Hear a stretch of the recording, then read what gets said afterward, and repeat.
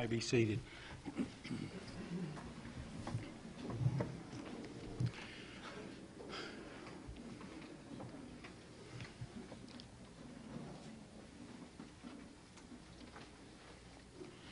certainly want to begin our meeting tonight, and our Sergeant-at-Arms, Mr. Lynn Sutton, is here with us, and thank him for being here. We must ask this question: has every commissioner that's here present tonight been sworn and signed and sworn in by the appropriate officials? Everybody been sworn? So I see that everybody has been sworn, so we'll proceed. If you would, press your present button. We'll have a roll call vote.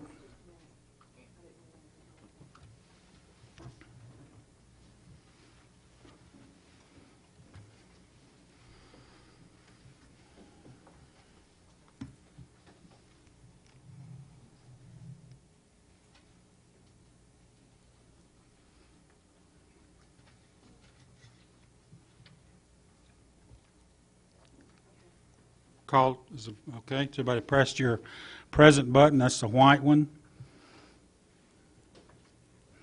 Okay, call the roll, please. 24 present. Thank you. 24 present, so we do have a quorum. Tonight, as we begin the meeting, I want to take just a minute to reflect on something that all of us are very familiar with because of the fact that today, September the 11th, 2006, is the 5th anniversary of one of the greatest tragedies to be inflicted on the United States of America.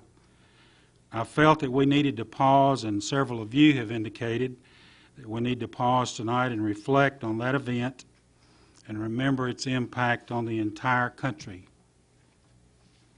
President Bush joined the nation today in solemn observances on this, the 5th anniversary of 9/11, in memory of those killed by terrorists in the deadliest attack on U.S. soil. Ceremonies were held at the three sites today where almost 3,000 people died at the hands of terrorists who hijacked planes on September 11, 2001. At Ground Zero today, a moment of silence was observed 4 times. Twice to mark the moments when planes hit the World Trade Center, and twice to mark the collapse of those 110-story Twin Towers. Family members, many of them sobbing, held signs today reading, "You will always be with us, and we shall never forget." Spouses and partners of victims began reading out the names of all 2,749 victims. At Shanksville, Pennsylvania today, hundreds of mourners bowed their heads as bells tolled in memory of the 40 passengers and crew members killed in the crash of Flight 93 after passengers overpowered hijackers who were trying to fly the plane into buildings in Washington, D.C. At the Pentagon today, Vice President Dick Cheney and Defense Secretary Donald Rumsfeld observed a moment of silence at 9:37 a.m. this morning to mark the moment when American Flight 77 struck the building, killing 184 people. President Bush visited a New York firehouse this morning, attended a private wreath-laying ceremony at the Shanksville location, and planned to attend another memorial service later at the Pentagon this afternoon. At Logan International Airport this morning, where 2 of the hijacked planes originated, security screeners stopped checking passengers for just a moment, and everyone turned to an American flag. Passengers in line joined in silent tribute. In New York, President Bush stood in a sea of firefighters and police officers this morning at a historic Lower East Side firehouse and bowed his head twice in a silent tribute. In Shanksville, Pennsylvania today, under very cloudy skies, about 700 local residents and nearly 300 family members and relatives of the Flight 93 victims attended a service. At 10:30 a.m. Eastern Time this morning, the names of the victims were read and a bell tolled. In Washington last evening, thousands of participants, including more than 400 friends and families of victims who died on 9/11, walked from the National Mall to the Pentagon. 184 beams of light, matching the number of victims killed in the Pentagon attack, were projected into the evening sky. Where were you? At 7:45 a.m. Central Daylight Savings Time on Tuesday morning, September 11th, 2001. I'm sure that most of you know exactly where you were and what you were doing. You heard the terrible news that the attack had occurred on our great country. And today, this world is remarkably different because of that date in infamy. It is critical that we never forget. We're blessed in this state to have our Tennessee Office of Homeland Security, and we're so pleased that the director of the Tennessee Office of Homeland Security, Mr. David Mitchell, lives in our county. David had a prior commitment tonight, but his director of training exercises, Mr. Mike Zelnick, who is a resident of Williamson County, is here with us and will address you in just a moment. Mike is the Homeland Security Advisor for Tennessee's Homeland Security Office. He is responsible for coordinating the state's Homeland Security Exercise Program, which includes coordinating full-scale and tabletop exercises in the various Homeland Security districts. He is also responsible for managing the Homeland Security Law Enforcement Training Program and supporting the Critical Infrastructure Protection Program. Prior to joining the Homeland Security Office, Mr. Zelnick spent 28 years in the Navy. He enlisted in 1976 and rose through the enlisted and officer ranks to become the first security officer in the history of the Navy to be selected for commander. During his career, he has directed a myriad of security units around the world, both ashore and afloat. His professional responsibilities encompassed conducting law enforcement, security protection, and anti-terrorism activities. He's also gained extensive experience working with numerous domestic and international military and civilian police departments. I present to you and introduce to you Mr. Mike Zelnick. Welcome, Mike, to the Williamson County Board of County Commissioners. Thank you, Mr. Chairman, ladies and gentlemen, elected officials. I thank you for the opportunity to be here this evening. Director Mitchell did want to be here. Unfortunately, he was taken to East Tennessee on state business. But he sent me here with a couple of things. The first thing he wanted to say was, we really like living here. This is a great place to be.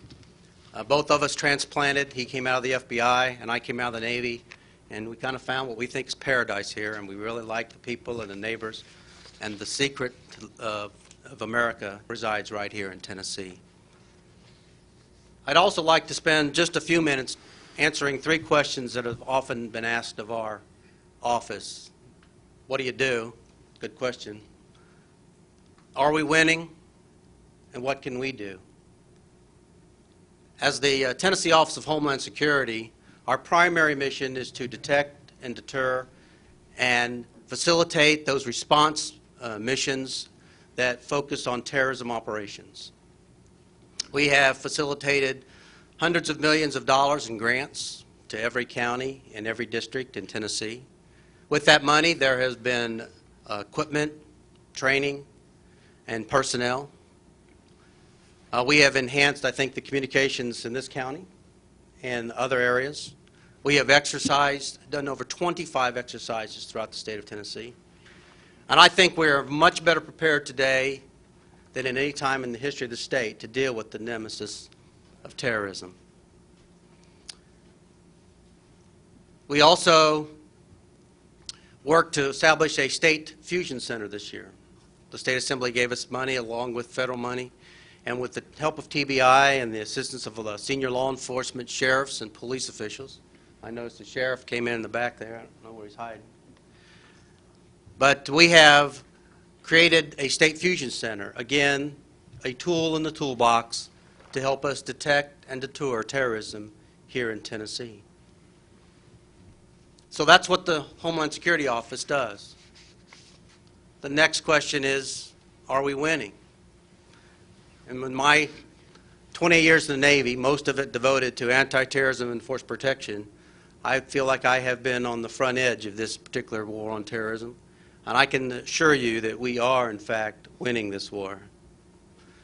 Today, brave men and women in uniform have taken the fight to the enemy, and they are winning.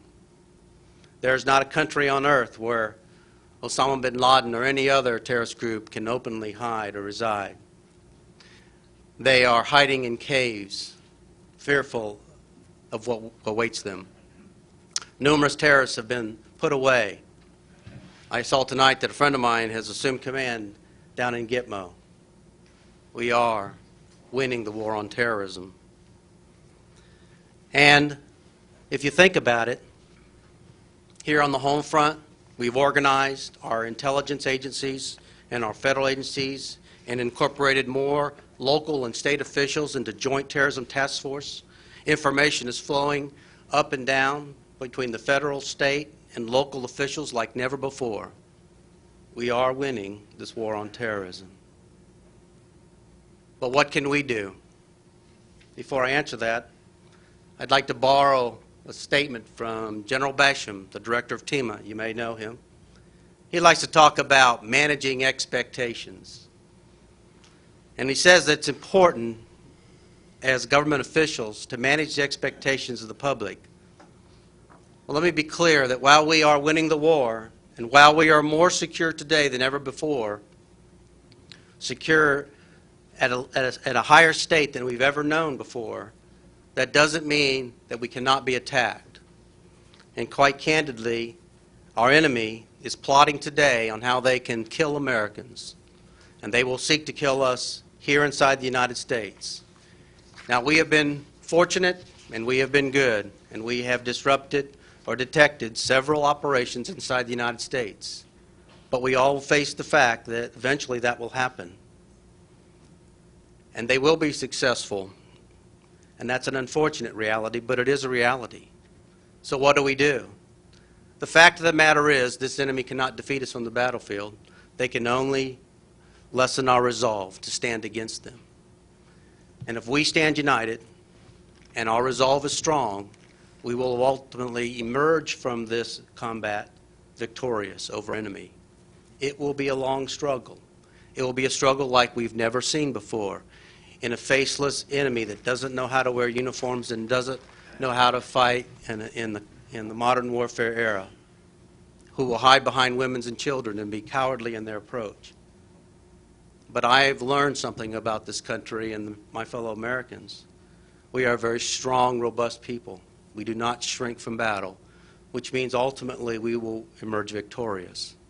I thank you for taking your time tonight to remember those, and for remember where we are in the world, and remember the fight before us, and for uniting with us tonight and helping us remember.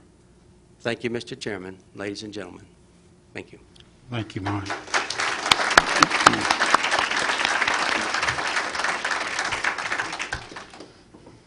I would like to ask that each of you please give your attention to the playing of God Bless America. And as this plays, silently reflect on the events of 5 years ago and the many sacrifices that have taken place in our country to make it what it is today.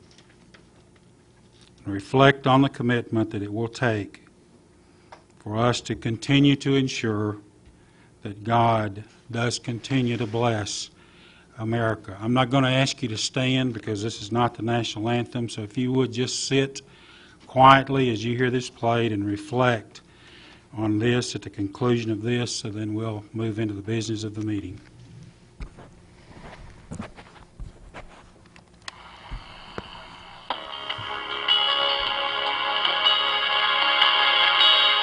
God bless America, the land that I love. Stand beside her and guide her through the night with the light from above. From the mountains to the prairies, to the oceans, wide with foam.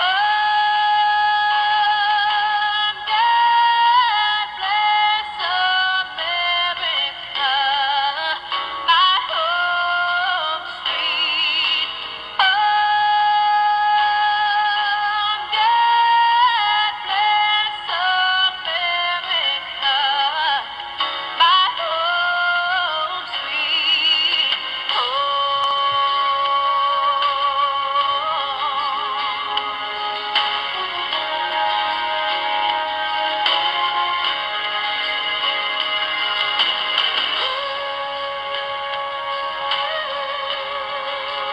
God bless America. From the mountains to the prairies, to the oceans, wide with foam. God bless America, my home sweet home. God bless America, my home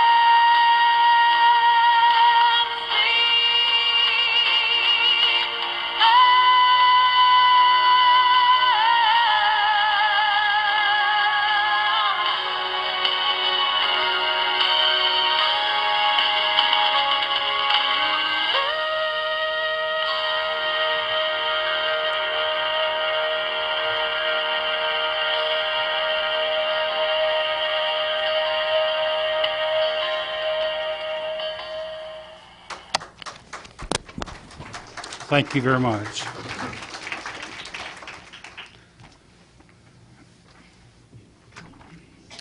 This time, as you look at the agenda, we've got several things on the agenda tonight, but what I would like to ask permission from the commission, if there's no objection, that we move up on the agenda, the election of the chairman and the election of the chairman pro tem. So is there any objection if we move that to this point in the business of the meeting? Is there any objection? I see no objection, so if the clerk will take the chair, please.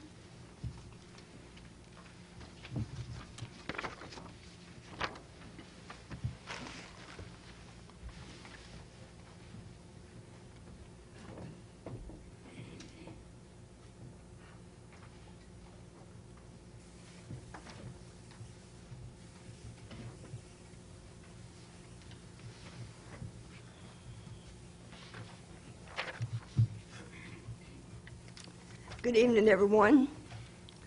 The floor is now open for nominations for a one-year term for chairperson of the Williamson County Commission. Do we have a nomination? Oh. Okay. I think Commissioner Hancock is on it. Okay. Do we have a second? Who was the second? Seconded by Commissioner Walton. Okay. Do we have any nominations, more nominations from the floor?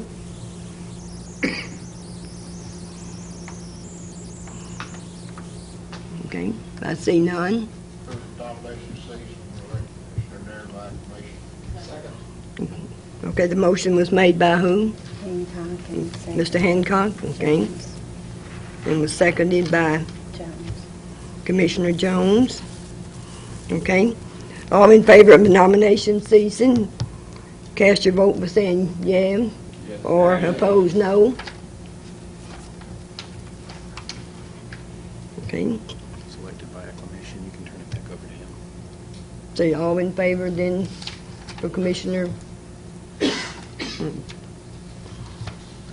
Naren? He's elected by acclamation. Okay. So Commissioner Naren, you've been elected by acclamation, I'll turn the chair back over to you. and then I'm going to turn the chair back over to you and let you finish, okay?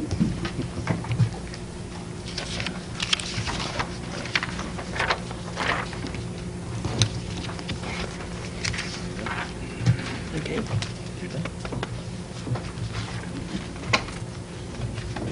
Congratulations, Houston.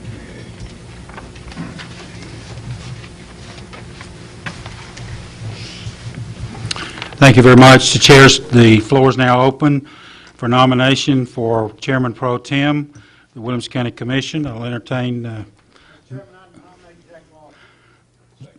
Commissioner Lynch has nominated Jack Walton, second by Commissioner Green. Any other nominations? Any other nominations? Chairman, I move nominations to elect Mr. Dawson as acclamation. Commissioner Hancock's your second. Commissioner Cook the second to elect Commissioner Walton by acclamation as Chairman Pro Tem. All in favor of electing by acclamation Commissioner Walton, say aye. Aye. Opposed? Unanimous. Congratulations, Commissioner Walton. Thank you very much.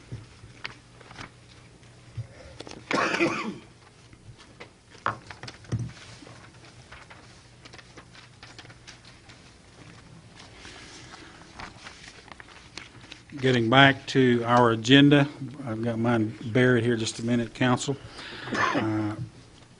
Approval of the minutes of the regular July 10th, 2006 County Commission meeting. Copies were mailed to each of the County Commission members. I'll entertain a motion to adopt those. Motion made and seconded that we approve the minutes of the July 10th meeting. All in favor say aye. Aye. Opposed? Show it unanimous. Introduction and acceptance of the Highway Commission minutes. Motion is made and seconded to accept the Highway Commission minutes. Any discussion? I see none. All in favor say aye. Aye. Opposed? Show it unanimous. With that point on the agenda for citizens communication, and we do have two individuals that have signed up to address the commission tonight. The first is Mr. Ronnie Swayze, and if you would, Mr. Swayze, as you come forward, give us your full name and address so that we can have that as a part of the record, and we'll allow you to address the commission, sir. Welcome. Thank you, Mr. Chairman. Board-elect, my name is Ronnie Swayze. I live at 9383 Clovercroft Road. I'm here to speak on Resolution 9-06-13. Better known, it's on the Cecil Lewis Park resolution located on North Chapel Road. I'm speaking for not only the parents, but the East Williamson Athletic Association that basically runs that location. East Williamson originated roughly around 11 years ago and has been growing ever since at a rate of 18 to 20%. We got approximately 1,000 kids actively participating in our program. As our athletic association, we strive to offer the best recreational program in Williamson County and require a deep level of commitment from our board, our players, our coaches, and our parent volunteers. This commitment goes beyond just coaching kids and taking out the trash at the park. EWA recognizes the greater responsibility of being an important part of our community. As part of that recognition, we've put in place in the last 3 years programs that bring the community together for purposes much more than just balls and strikes. The result has been approximately $50,000 donated to local charities in the past 3 years, including the Williamson County Special Olympics, Vanderbilt's Children's Hospital, and a local family within EWA with a child with Krabbe disease, which was a terminal illness. Our athletic programs are merely a focal point for bringing families together.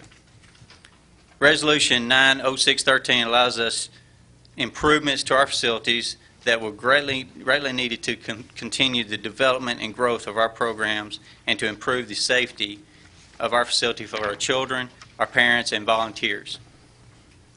This is why I ask you to strongly consider a yes vote to this resolution for Cecil Lewis Park so that we can continue to facilitate the growth of our community and our program.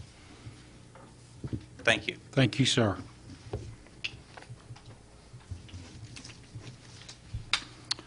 Mr. Tim McLaughlin.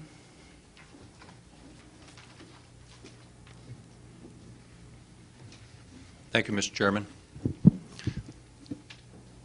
I'm Tim McLaughlin. I'm a resident of Williamson County.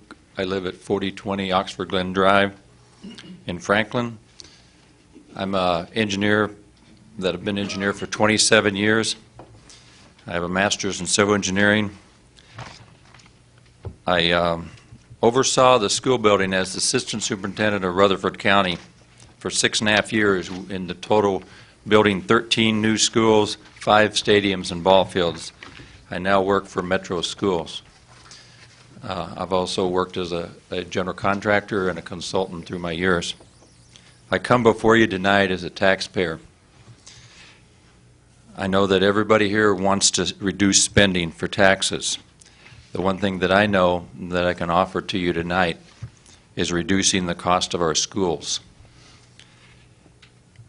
I've got handouts there before you. The two comparisons of bidding out schools is number one is a sealed bid on the left-hand side, which is a general contractor. And on the other side is construction manager at risk, which is the way Williamson County builds schools today. I think we'll show you tonight that you can save millions of dollars in each school by changing the method in which you build schools here. Rutherford County, Metro Davidson County builds schools by sealed bid. Their schools come in significantly lower cost per square foot than we do here in Williamson County. The only real method difference, and I know I have limited time here tonight, and I'll honor that, but if you look on the left-hand side, you basically have an owner who is the Rutherford County or the Williamson County Board of Education. They hire the architect who designs plans and specifications. They take them out to the contractors who bid them in a sealed bid, which includes their sealed bids, includes their general conditions and everything else included in the package. And they open the bids before the general contractor. No one knows each other's bids. The school then has the right, uniquely different, to take the lowest or best bid. Construction manager at risk, you can see, is very similar, except that you negotiate with one firm. Construction manager, he and the architect then build the plans together. They go out and bid the work. They give you a guaranteed maximum price, but there doesn't have to be any competition at that point. It's a negotiated bid versus an open sealed bid. If you'll move to the next page, Rutherford County Board of Education, these are buildings that were opened in August of 2006. They went up significantly from the year before, but you can see down at the bottom, Stewart's Creek Elementary went up from $108.60 a square foot. The middle school went from $103 a square foot. The cost above is they also did the excavation for the high school that's going to be on that site. We can come back to this. These two schools, one of them is 130,000 square feet, and the middle school is 160,000 square feet. If you go to the next page, this is a comparison that was done in Metro. They did one project under construction management, one of them under a sealed bid. This was in 2003, 2004. You can see with Turner Universal as a construction manager who has done construction management here as well. It came in at $101.63 a square foot. The open bid came in at $72.26 a square foot. It's a 40% difference in cost, $2 million on one school. On the next sheet, this is all on the website. These are schools that were built in Metro this last year. If you go down the third one, IT Cresswell, it was a school that was opened. It's a special arts school. It came in at $97.18 a square foot. Go to the next page. Sake of time, Thurgood Marshall. It's a $113,000 school. Came in at $97.35 a square foot. And the last page is just showing you some of the costs that was gained in Rutherford County over the years in which I was there. Ladies and gentlemen, I just would beseech you to look at other methods to be able to build schools in this county. We have beautiful schools. I'm not trying to take away anything from beautiful schools. If you take a field trip, compare your schools, go down to Rutherford County, the new schools. I didn't build those, so I have nothing to gain by it. You can go down and look at the two new ones that was built, and you'll find the same quality in both of them. Thank you very much for your time. Thank you, sir. All of you have copies of this material that Mr. McLaughlin has shared, so take that and review that as we go forward, and thank you for bringing this information to us. Communications and messages. Keep Williamson Beautiful proclamation. County Mayor Rogers Anderson.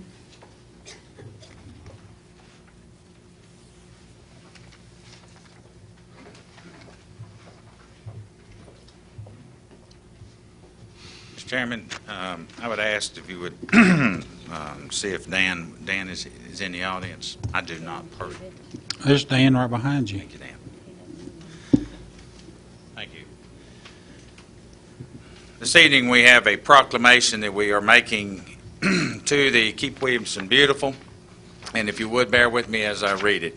Whereas the mission of Keep Williamson Beautiful is to partner with volunteers to keep our communities clean, green, and environmentally aware, and whereas the Keep Williamson Beautiful is promoting Stop Litter, Tennessee's Had Enough, the Keep Tennessee Beautiful and the Tennessee Department of Transportation's new Tennessee Litter Prevention Campaign to provide education and awareness to Tennesseans.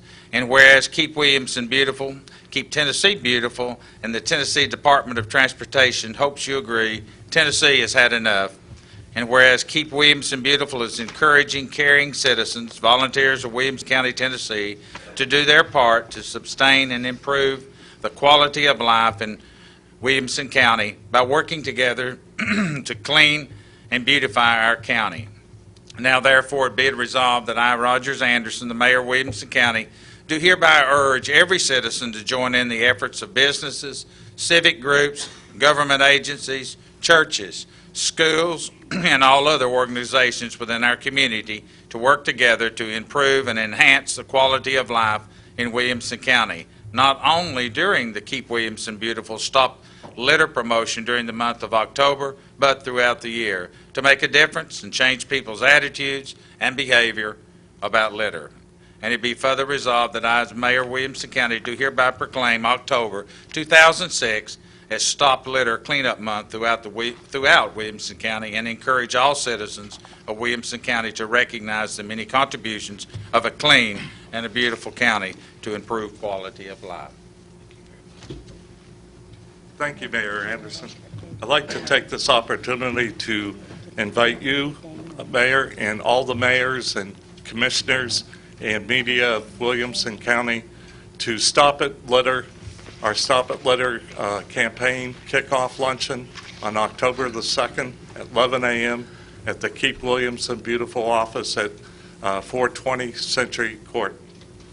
I also would like to ask all the mayors and commissioners that if you would check your own areas and see if there's a Stop It Litter event scheduled for your area. If there is, please support it by participating in it and to clean up the litter. Also, if there isn't one scheduled, we encourage you to initiate one. And the board of Keep Williamson Beautiful looks forward to seeing all of you on October the 2nd at 11 a.m. Thank you. Thank you. Dan is the Vice President of Keep Williamson Beautiful and has done a beautiful job, as a matter of fact. You want to introduce your guest with you, Mr. Cubitt? Pardon? Introduce your guest. Oh, my lovely wife, Rosemary. She's also Vice President of Keep Williamson Beautiful. Well, And Joanne Jackson, Keep Williamson Beautiful. thank you very much for being here with us tonight.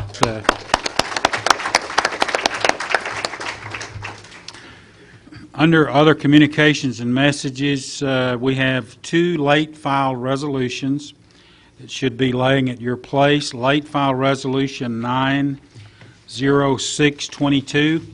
This is a resolution authorizing the county mayor to execute the estoppel certificate with the city of Franklin to permit assignment of Noble Investments, Cool Springs LLC's interest in the Williamson County Conference Center. According to our rules, we can hear this tonight if there are not two objections. Are there any objections to hearing late file resolution 90622? If you have an objection, please so indicate. Raise your hand. I see no, excuse me. Somebody explain what 23 is? Mayor, or Bobby, if you would, are you objecting to 22, Mr. Lynch? I'm not objecting to either one of them. I just want to know what 23 is. Okay, so no objection to 22. Okay, so there's no objection to 22. Late file resolution number 90623 is a late file resolution, and if you would, the council explain, this is a resolution authorizing the county mayor to approve an assignment of the joint conference center operating agreement, catering, reciprocal easement agreement between Noble Investments, Cool Springs LLC, and Franklin Realco LLC. If you would explain that, please, Mr. Council. Gladly, Mr. Chairman. What that is basically there are different companies that run the day-to-day operations of the conference center.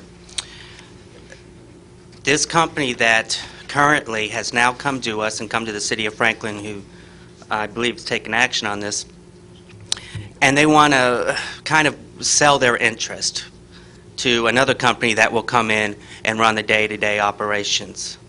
This is the third or fourth time we have done this, and it's not uncommon for facilities of this kind.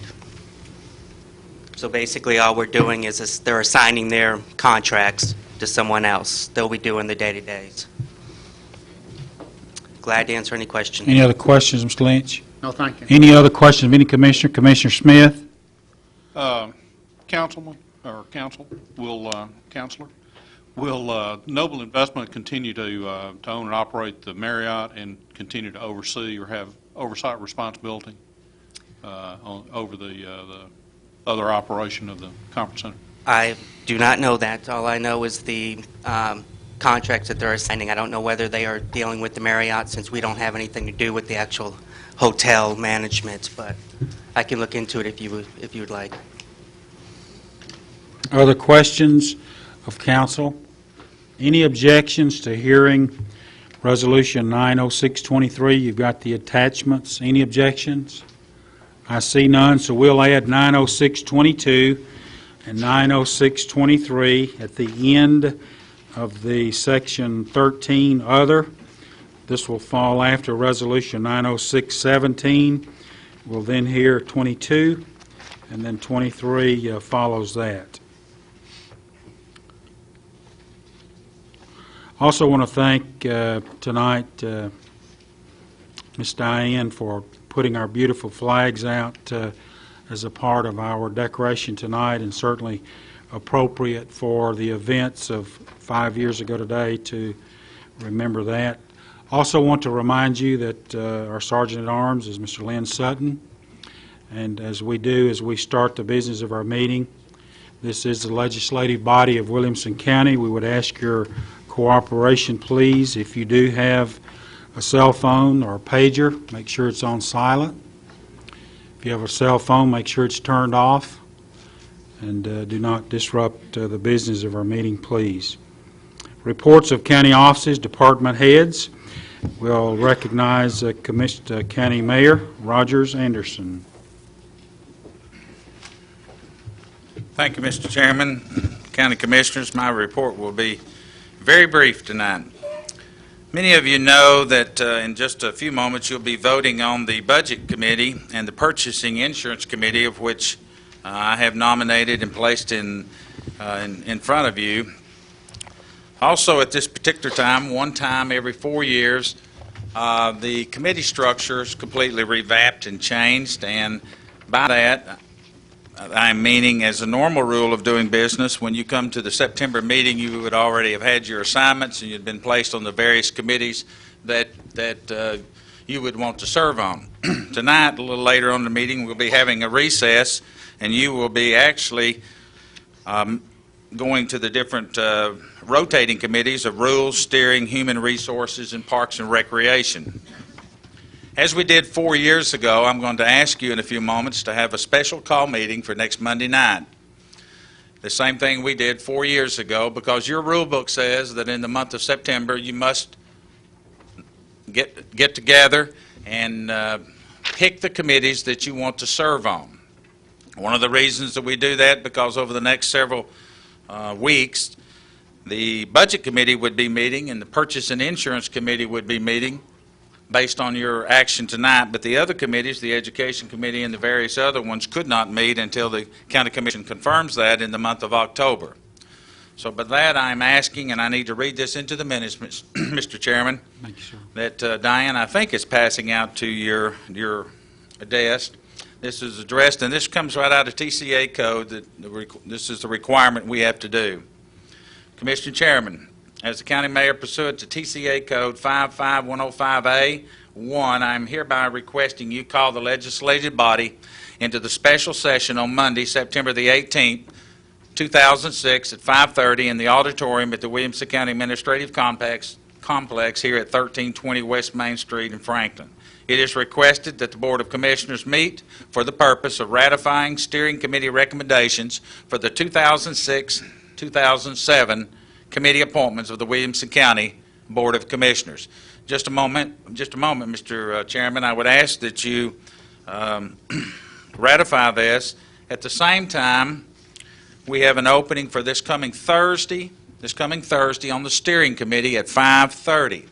It's very, very important that those individuals that want to serve on the various committees outside of the Budget Committee, that make their nominations and desires known. I know some of you have already called into our office and expressed that. What we're doing is accelerating that, have the special call meeting next Monday night after the steering committee meets on Thursday, this coming Thursday at 5:30. That would allow us to have the committee structures that are laid out beginning next Tuesday night so that we can have that process going. There are many things coming before you over the next 60 to 90 days, from property issues to school issues, insurance issues, and we're trying to expedite that and not delay it any more than is absolutely necessary. So, Mr. Chairman, I would ask that you all call a special call meeting for next Monday night at 5:30. Thank you, Mr. Mayor. Based on your request to me as chairman, according to Tennessee Code Annotated 5-5-105A1, I will officially call a meeting of this body into session Monday evening, September the 18th, 2006 at 5:30 p.m. in this room.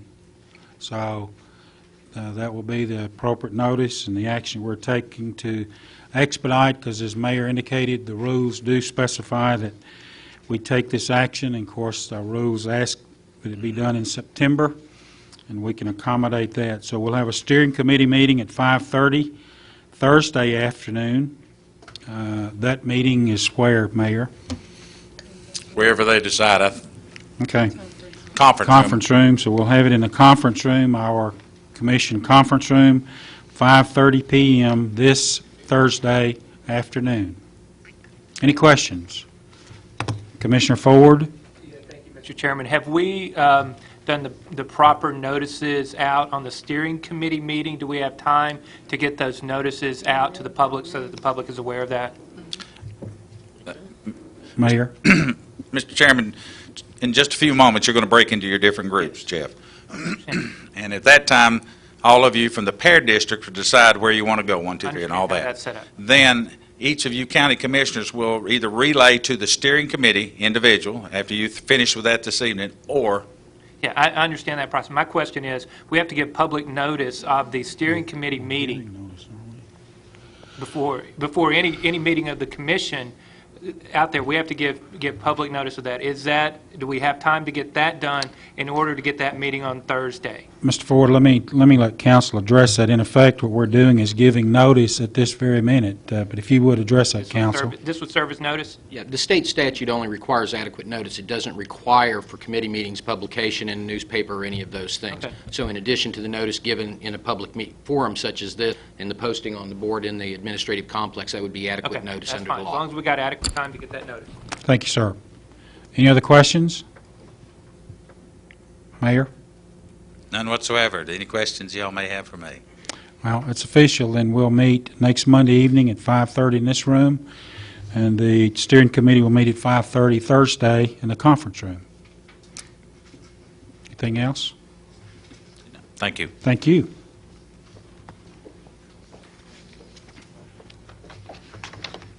Director of Schools, Dr. Rebecca Sharber.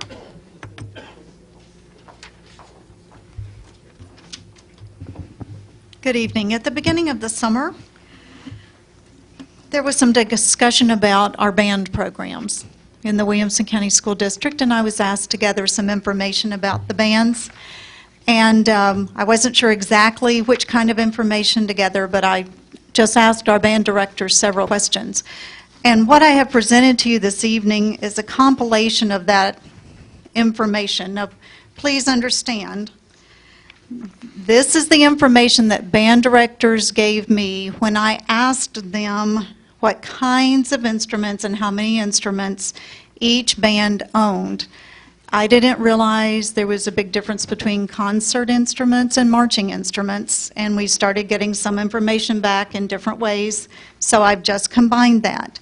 My big fear is that you might go to any one of these schools, to the band room, and start counting and not find these numbers. So if that happens, I apologize. What I presented to you is what band directors gave to me. And as you can see, there's a variety of kinds of instruments bands use. Different band directors have different styles they want to present when they have music played, different instruments they want to have, different instruments they might inherit if they're a new band director. But I think if you look at it overall, and if you look at the size of the band, which we've included, and the enrollment of the school, you know, they're somewhere all in the same ballpark. I will tell you that every band director indicated they could use more instruments. I'm sure that's not surprising. When education comes before you, we're always asking for more of something. But some of that's due to the fact that we have a couple of fairly brand new high schools, and they're still building their band programs. And we have some very old high schools who have outdated and old instruments that they're trying to replace. So really it's due to age of the school one way or the other that instruments are needed at the high schools.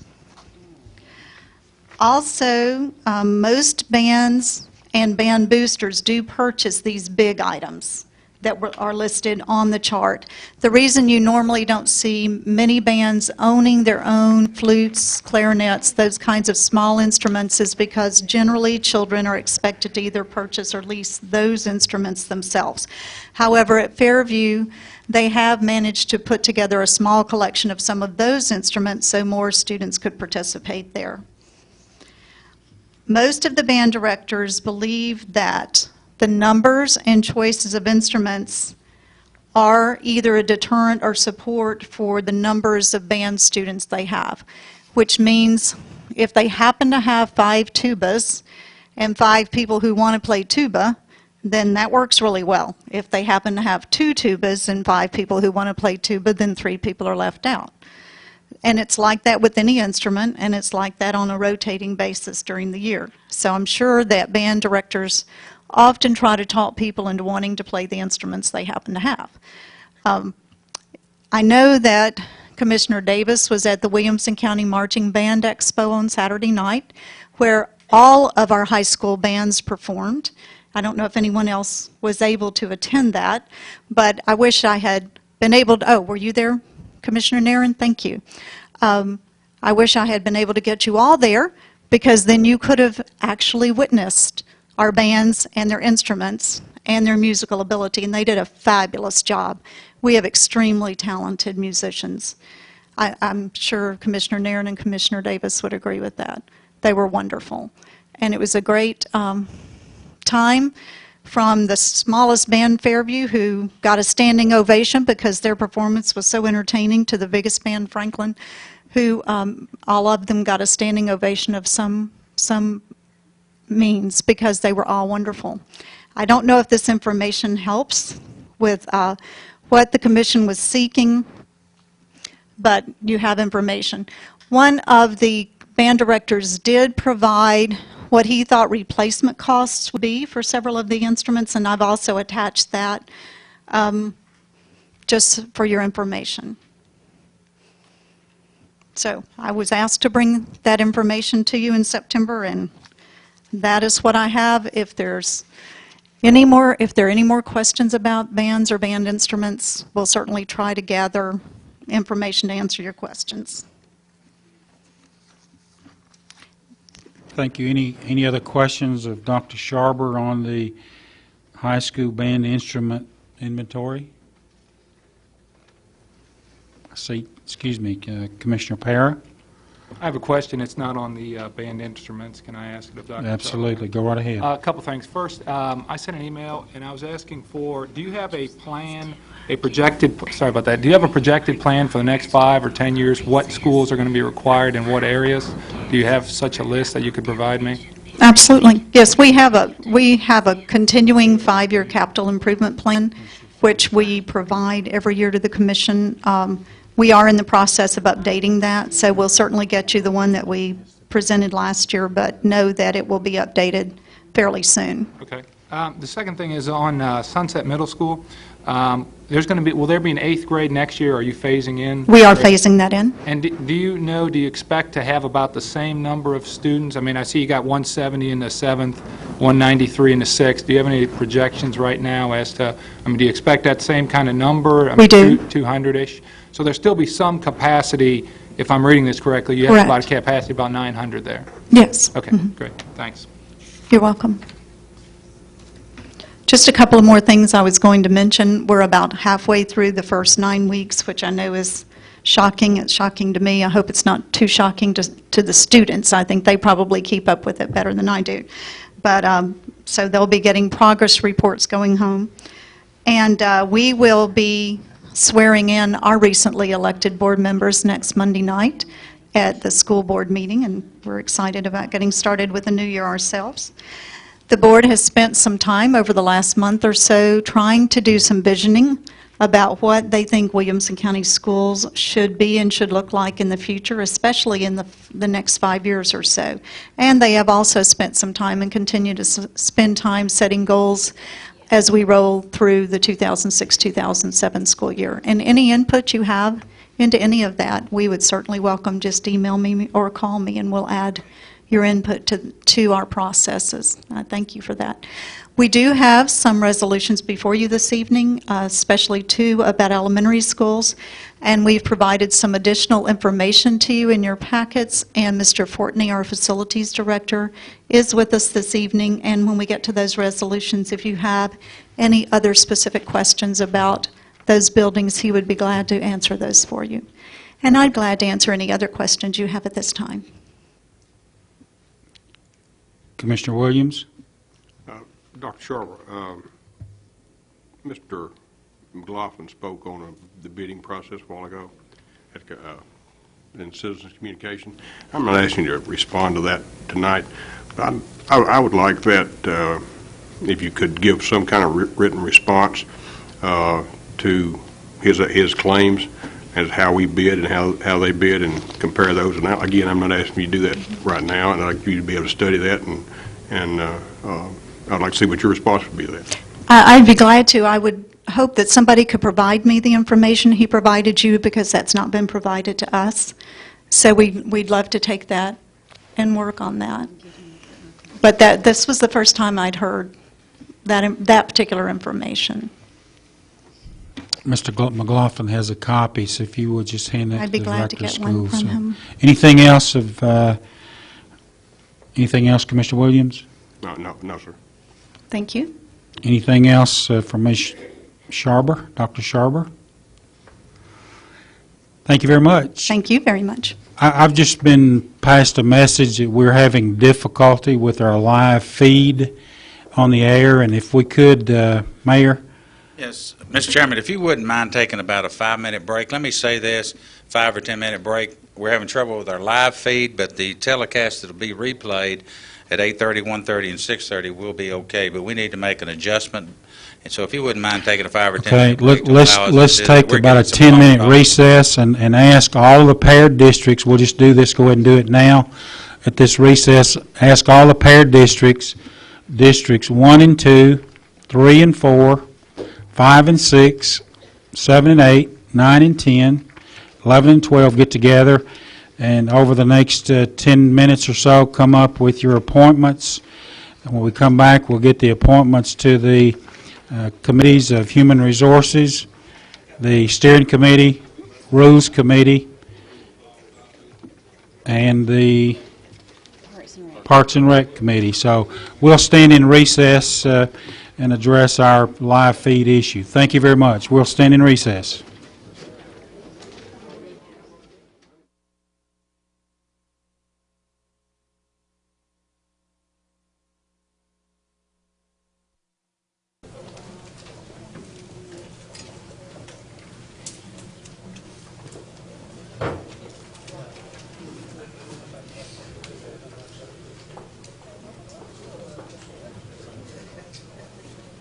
We will call the meeting back into session, and let me apologize to all of you that may be at home watching this show tonight. We're continuing to have a technical difficulty with the signal, so as you watch this, the quality of the picture that you're seeing tonight is less than desirable, but we will continue to run with the difficulty we've got. We have been assured that the replay of this meeting will be replayed 3 times tomorrow. So if you'll stay tuned to Channel 3 tomorrow, this meeting will be played in its entirety. The tape replay is in good shape with no technical difficulty. So please bear with us, and we tried to fix it tonight, but a fix is just not in the making tonight on the live broadcast. So we apologize for that, but we'll do better next time. This time, we'll hear from Mr. Dennis Miller, the hospital administrator. Welcome, Mr. Miller. Good evening, Mr. Chairman, Commissioners. I'll try to be as brief as I can. For the new commissioners coming on, every month we send out an update to you about what's happening at the hospital. If you have any questions or things, just please let us know. I've just got a few things. First, I would like to invite the newly elected county commissioners and any other commissioners who'd like to come to a breakfast on Wednesday, September 27th at the hospital. We'd just like to give you an overview of the hospital and what programs and services we're providing out there. So if you will, just if you can, just call my assistant, Ms. Reba Stinson, and just tell her that you'll be there. What time, Dennis? 7:30 a.m. Secondly, we now have 156 beds open. The rest of the project will be completed in June of '07. So we got plenty of beds, so there's no more diversions. We've got several new doctors that's already on board, and we're expecting some more coming out. There's 2 large groups coming out of Nashville, ENT, and orthopedics that should be here by the end of the year. We had a good year financially and have maintained our profitability. We didn't make as much as we thought we could because we were out of service. We had anywhere from 10 to 30 beds out of service during the year. And the last thing I have, there's a blood drive at the hospital Friday. The blood supplies are very, very low. I think there's 3 types. They only got one day supply on hand in Tennessee. And with that, I'll answer any questions that y'all may have. Any questions of Mr. Miller? Commissioner Hayes, please. Yes, ma'am. Mr. Miller, we have a resolution coming later tonight about money to appropriate to staff with some equipment, or to have some equipment for our animal control for veterinarian services. Would you be so kind to take a look around or inventory and see if there's anything that the hospital has that they may not be needing, maybe getting rid of, or in other ways, any way might be useful for our animal control project. The easiest thing would be whoever's going to be over the animal control, just to call out there and talk to our materials management department. We do ship a lot of stuff, supplies that are not outdated. They're just underutilized in the hospital ORs and things. And we do ship a lot of that over to third world countries. But we'll be glad if there's anything that we're going to get rid of. They'd be happy to give it to you. Wonderful. And who would that person be that they would need to talk to? J.C. Hammond. Hammond? H-Y-M-A-N. Okay. Thank you so much. Any other questions? Any other questions of Mr. Miller? I see none. Thank you, sir. Thank y'all. You have a good evening. Couple of items here, just need your indulgence in, please. This Wednesday evening is the Tennessee County Commissioners Association regional meeting that will be held in Nashville. I think the meal starts at 6:30, but we'll confirm that. There will be a 15-passenger van that Parks and Recreation will be providing to us. So we'll be leaving here probably somewhere, if it's at 6:30, probably leave here about 5:30 and drive down to the building downtown Nashville where the County Commissioners Association will be meeting. So if you're interested in going, please meet here, and we'll have the van out front, leaving out front at 5:30. If we find that the meeting is not at 6:30, then we'll kick that back about 30 minutes. But I think the meal is at 6:30. Okay. Now, how many of you will be going? If you would, please raise your hand. If you haven't already called Diane and you want to go, please raise your hand. That's this Wednesday, Commissioner Bain, 13th. So if you've not already registered with Diane, she knows you're going. So if you've not registered with Diane, please raise your hand if you're going. Commissioner Barnwell, Commissioner Bain, Commissioner Para, Commissioner Greer, Commissioner Hayes, Commissioner Hancock, and Commissioner Cook. Anybody else? They'll give us a nice meal, and then we'll talk about all the things that are going on statewide with the County Commissioners Association. And of course, as each of you probably know, I'm on the board of directors for the statewide association, so I will be there participating as well. So then on Friday, and I'd like to ask Mayor Anderson's aide to give us an update. I want all of you to be aware of the United Way program. Diane, if you would, please tell us about that coming up this Friday. Okay, Friday, the Williamson County employees are having our annual, United Way Employee Fun Day, which is an opportunity for county government employees to show their support for United Way agencies and have fun doing that. And we do that by selling sack lunches out on the lawn here, and this year's theme is a tropical paradise, and we invite you to come by and have dinner or lunch with us for $5, and all proceeds go to United Way. We have silent auction baskets, we have a hula hoop contest, we have a limbo contest, and a best dress contest. So I will be taking sign-ups for limbo and hula hoops right after the meeting, so see me for that. There is a prize. Thank you. Thank you, Diane. And then continuing to support United Way, we have an outing that's next Monday that several of the commissioners are participating in with the elected officials bowling team, and Sheriff Headley will be joining several of us on that team, so to remind you of that on Monday, the 18th, the bowling activity at the Franklin Bowling Alley.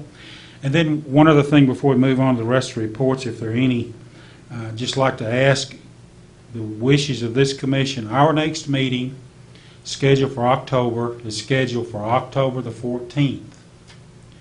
That's a legal holiday. The county executive's office will be open and will be working. It's Columbus Day, but it's a normal work day. for the county. So I wanted to ask the pleasure of this body as it relates to having our meeting October the 14th, which is Columbus Day. Excuse me. Did I say the 9th? Excuse me. October the 9th. October the 9th. That is the legal holiday, the 9th, Columbus Day. So is there any suggestion, comment relative to meeting on a legal holiday? It's what we've published in all of our information, but it's the pleasure of the body. Anybody object to going on with regular schedule for that day? I see no objections. So our next regular meeting of the Williamson County Board of Commissioners will be on Monday, October the 9th. We'll meet in regular session that evening. Okay, any other reports, any other committees that would wish to report that are listed here before us this evening? Any report, any committee? Commissioner Barnwell? Yes, Mr. Chairman. I'd just like to invite everybody, you got a notice of this on your desk. Janice Keck and the Library Board of Trustees would like to invite you to the opening of the College Grove Community Library. That'll be Thursday, September 28th from 1 to 3 at the College Grove Senior Enrichment Center. You're all invited. It's now part of the public library system. Thank you, sir. Commissioner Ford? It's just more of a personal note, and I thought Commissioner Barnwell was going to do this. Just wanted to announce that my daughter and Commissioner Barnwell's son got engaged this weekend. We'd like to send our congratulations collectively to them. To the fathers or to them? To them and to the mothers. Well, congratulations.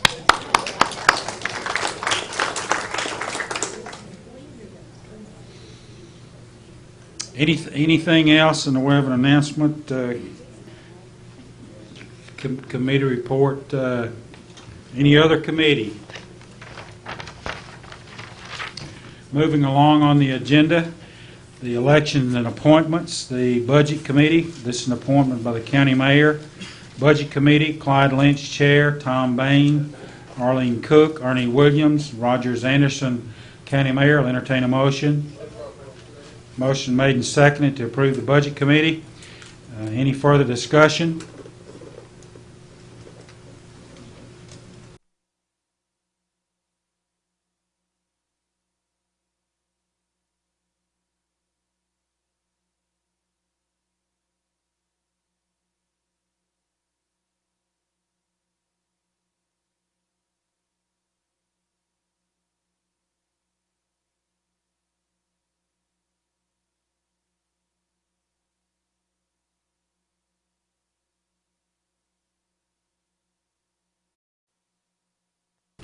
Commissioner Brockman, 11 and 12.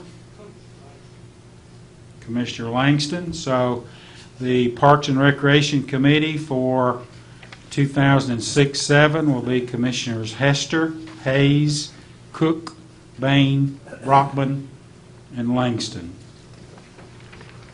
So these are the recommended committees, and I will entertain a motion that we adopt these committees as recommended by the various paired districts. Motion is made and seconded. We approve these appointments as presented. Any other discussion? All in favor say aye. Aye. Opposed? Show it unanimous adoption of the rules, steering, human resources, and parks and recreation committees. Okay, each of you have received the notaries in the packet. All this was in the material, but it's been inadvertently omitted from the agenda. And we did receive, it is proper notice because you did get this in your packet. So add notaries after the commission appointment of committees there. So list notaries. You did receive all these in the packet. I'll entertain a motion that will approve the notaries as presented. Motion is made and seconded. Any discussion? All in favor say aye. Aye. Opposed?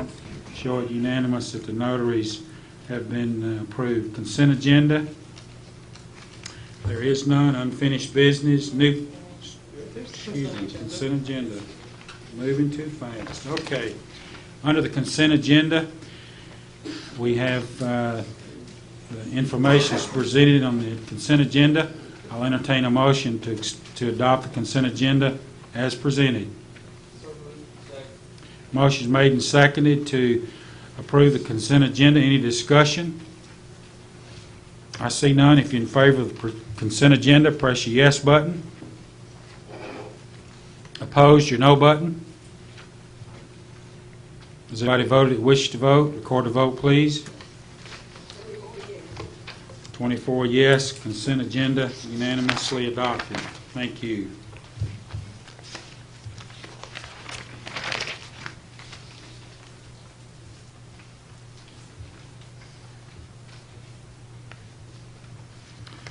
Moving on to zoning. We do have a public hearing tonight for Resolution 9067, resolution to adopt amendments to the zoning ordinance regarding floodplain map references required by the Federal Emergency Management Agency. So at this time, I will open the public hearing for this resolution. If you wish to address the Board of County Commissioners on this public hearing resolution, if you would please come to the podium, give us your name and address, identify your interest here to address the commission. So at this time, is there anyone wishing to address the body through the public hearing 9067? Last call. Public hearing is closed, so we will entertain resolution number 967, a resolution to adopt amendments to the zoning ordinance regarding floodplain map references required by the Federal Emergency Agency. Commissioner Walton. Move for approval. Second. Motion is made and seconded to approve this resolution. The Planning Commission recommendation. Commissioner Walton. This is where the FEMA has come up with some new maps, and we need to, I guess the term is, ratify this by the end of September. Very good. The Planning Commission recommendation was 9-4, 0 against. So any discussion or questions on Resolution 9067? I see none. 9067 is loaded on the machine. If you're ready to vote on this, please press your yes button. If you're in favor, your no button. Has everybody voted that wishes to vote? Record the vote, please. 24 yes. Resolution unanimously adopted. 24 yes, 0 no. Resolution 9061. Resolution appropriating and amending the 2006-7 Williamson County Sheriff's Office budget by $500. Revenues to come from donations. Commissioner Chalfant. Move for approval. Motion is made and seconded. Law Enforcement and Public Safety Committee report. 3 in favor, 0 against. Thank you. Budget Committee report. 4, 0. Thank you, sir. Explanation, Commissioner Chalfant. Brief explanation, this is simply a $500 contribution by the Walmart Foundation to be used in the DARE crime prevention. Thank you, sir. Any questions of Commissioner Chalfant on this resolution? I see none. If you're in favor of Resolution 9061, press your yes button. Opposed, your no button. Everybody voted that wishes to vote. Record the vote, please. Thank you. Resolution unanimously adopted. Resolution number 9602, resolution appropriating $15,736.25 to the 21st Drug Court Incorporated. Revenues to come from unappropriated fund balance. Commissioner Chalfant. Move for approval. Motion is made and seconded. Law Enforcement Committee report. Law Enforcement, 3 in favor, 0 against. Thank you. Commissioner Green. Budget Committee. 4, 0 against. Thank you. Thank you. Explanation, Commissioner Chalfant. I've got two things because I do need to add a amendment? proposed amendment to this resolution. Should we go ahead with the If you would present your amendment? amendment, if you would, Commissioner, and then we'll get a second and move on to the amended. The revised figure for the amendment would be from $15,736.25 to $61,343. It's a proper amendment. Is there a second? Second. Thank you, sir. Motion is made. The amendment is offered to increase the amount to $61,343. Any discussion on the amendment? I see none. You want to, oh, I'm sorry. Let's Yep. Right.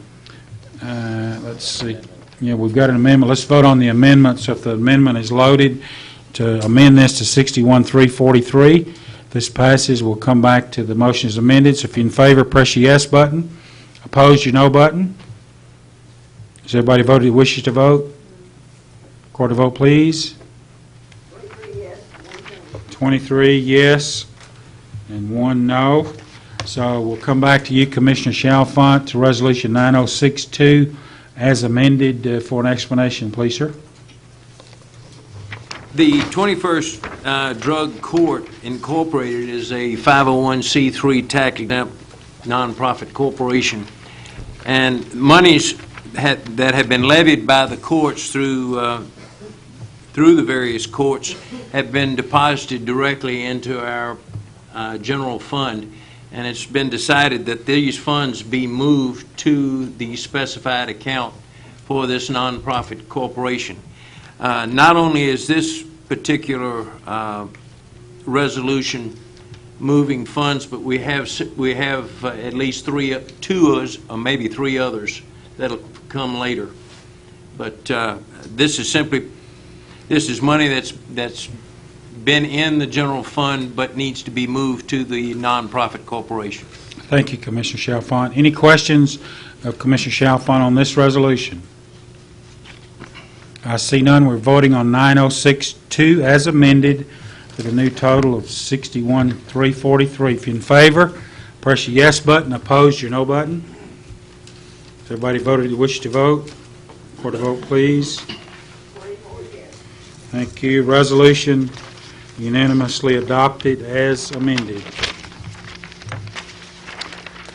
Resolution 9064, resolution appropriating and amending the Emergency Management Capital Projects budget by $25,000 for Homeland Security grant funds. Commissioner Chalfant. Move for approval. Motion is made and seconded. The Law Enforcement Committee report. 3 in favor, 0 against. Thank you, sir. Budget Committee, Commissioner Green. Budget Committee was 4-4, 0 against. Thank you, sir. Explanation, Commissioner Chalfant. This is grant money coming in from the state of Tennessee Department of Homeland Security. It's going to our Emergency Management Homeland Security for contracted services. Thank you, sir. Questions of Commissioner Chalfant on this resolution? I see none. If you're in favor of this resolution, press your yes button. Opposed, your no button. Has everybody voted who wishes to vote? Record a vote, please. 24 yes. Resolution unanimously adopted. Resolution 9610, resolution requesting the Williamson County Board of County Commissioners approval of an intent to fund of $11,920,163, which represents the Board of Education capital financing needs for the completion of Longview Elementary School. Commissioner Jones. Move for approval.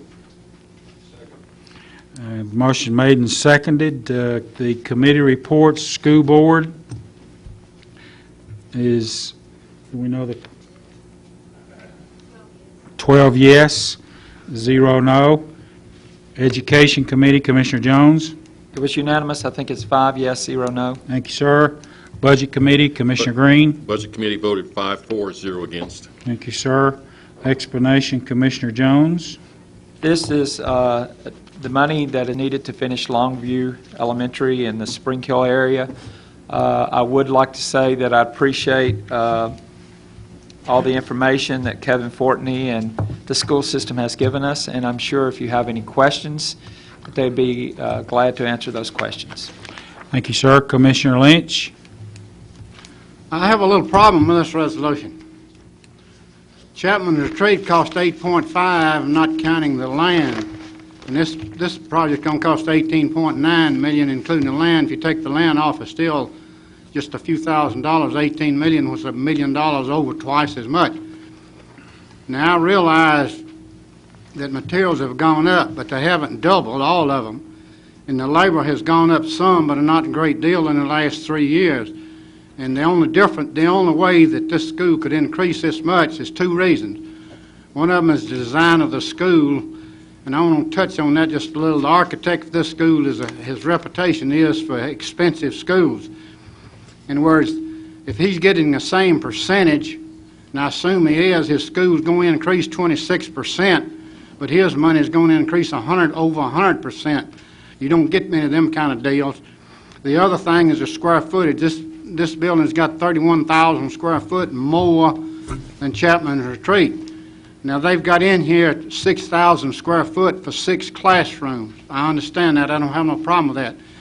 They also, the cafeteria at Chapman's Retreat is a little small, so they've got 1,000 square foot in there. I don't have no problem with that.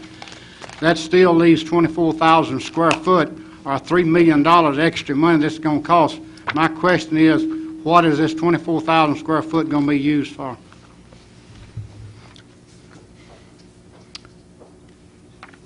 Dr. Sharber, are we, Mr. Fortney, you're the spokesperson, please, sir.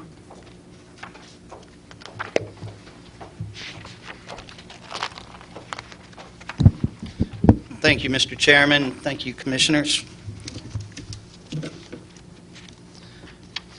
I'd first like to address Commissioner Lynch's questions about the square footage and the increase in size.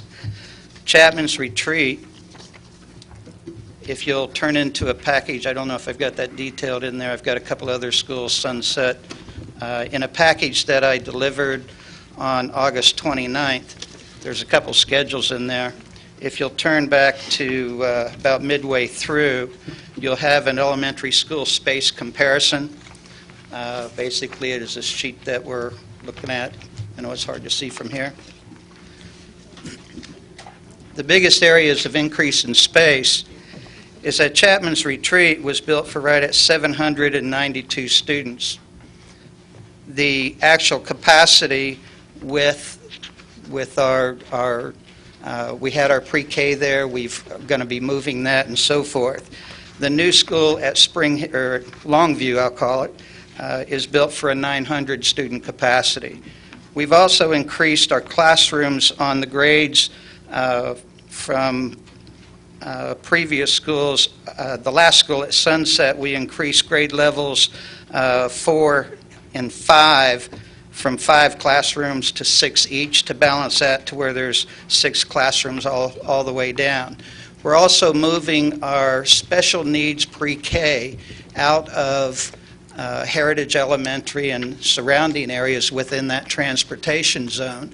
What that allows us to do is that it frees up classroom in those schools that were originally designed for actual classroom space instead of being utilized and taking up the space for special needs pre-K classes. This is in our early childhood development program. So we've added a total of 4 classrooms in there. The additional spaces that we're looking at when we increase classrooms, when we increase, the size of the school as far as population, obviously the square footage does go up. Our square footage in our quarters go up. Our square footage in just regular administration, restroom sizes, all spaces increase a little bit. We're now designing our schools to where they do incorporate our technology rooms, our music rooms, and art rooms. When Chapman Retreat was built, it did not include the art room per se. They've adopted one of the classrooms to be able to do that. Reviewing the size of Chapman's, I wish we would have built that one a little bit bigger. That school was built it was bid almost 5 years ago. There has been a market increase in cost in 5 years' time. The land was donated to us on that, which we surely appreciate the landowner on that for donating.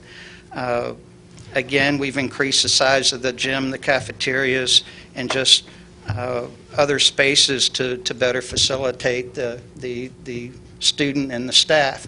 One of the areas that we've received some input on was that, and I'll give you Sunset as an example. Sunset had some very open, clear-story areas.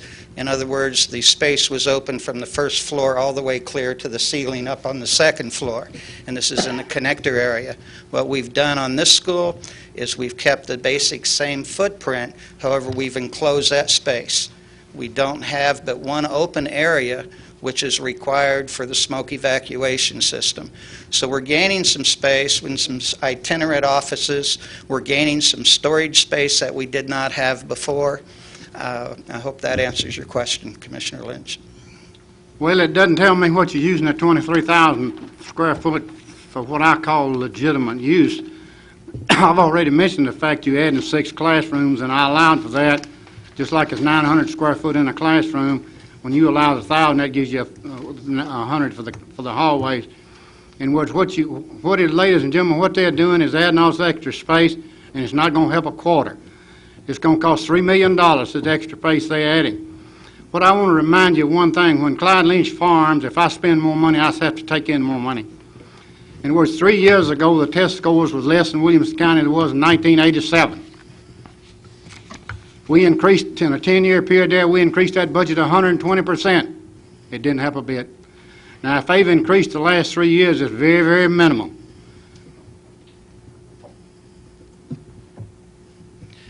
The point I'm trying to make is we cannot, this county commission cannot over double the amount of money you're going to spend on elementary schools and middle schools and high schools and survive with this kind of money when we went 8.5 holding the same number of students, because when you add that 6 classrooms to this new one, it's going to hold the 900. That's true, but I allowed for that. In words, all you've done is increase the size of a few things. I've never heard, the only complaint I've ever heard about Chapman's is the library. I mean, the cafeteria said it was a little too small, so they added 1,000 square foot to this one. The point I'm trying to make is we're over doubling, $1 million over doubling if you allow for the land. Ladies and gentlemen, the taxpayers can't stand that, and it's not helping a bit. Thank you. Thank you, Commissioner Lynch. Commissioner Para? This information that we received from Mr. McLaughlin is, and it's actually confirmed, I guess, by Mr. Fortney's information that he passed out.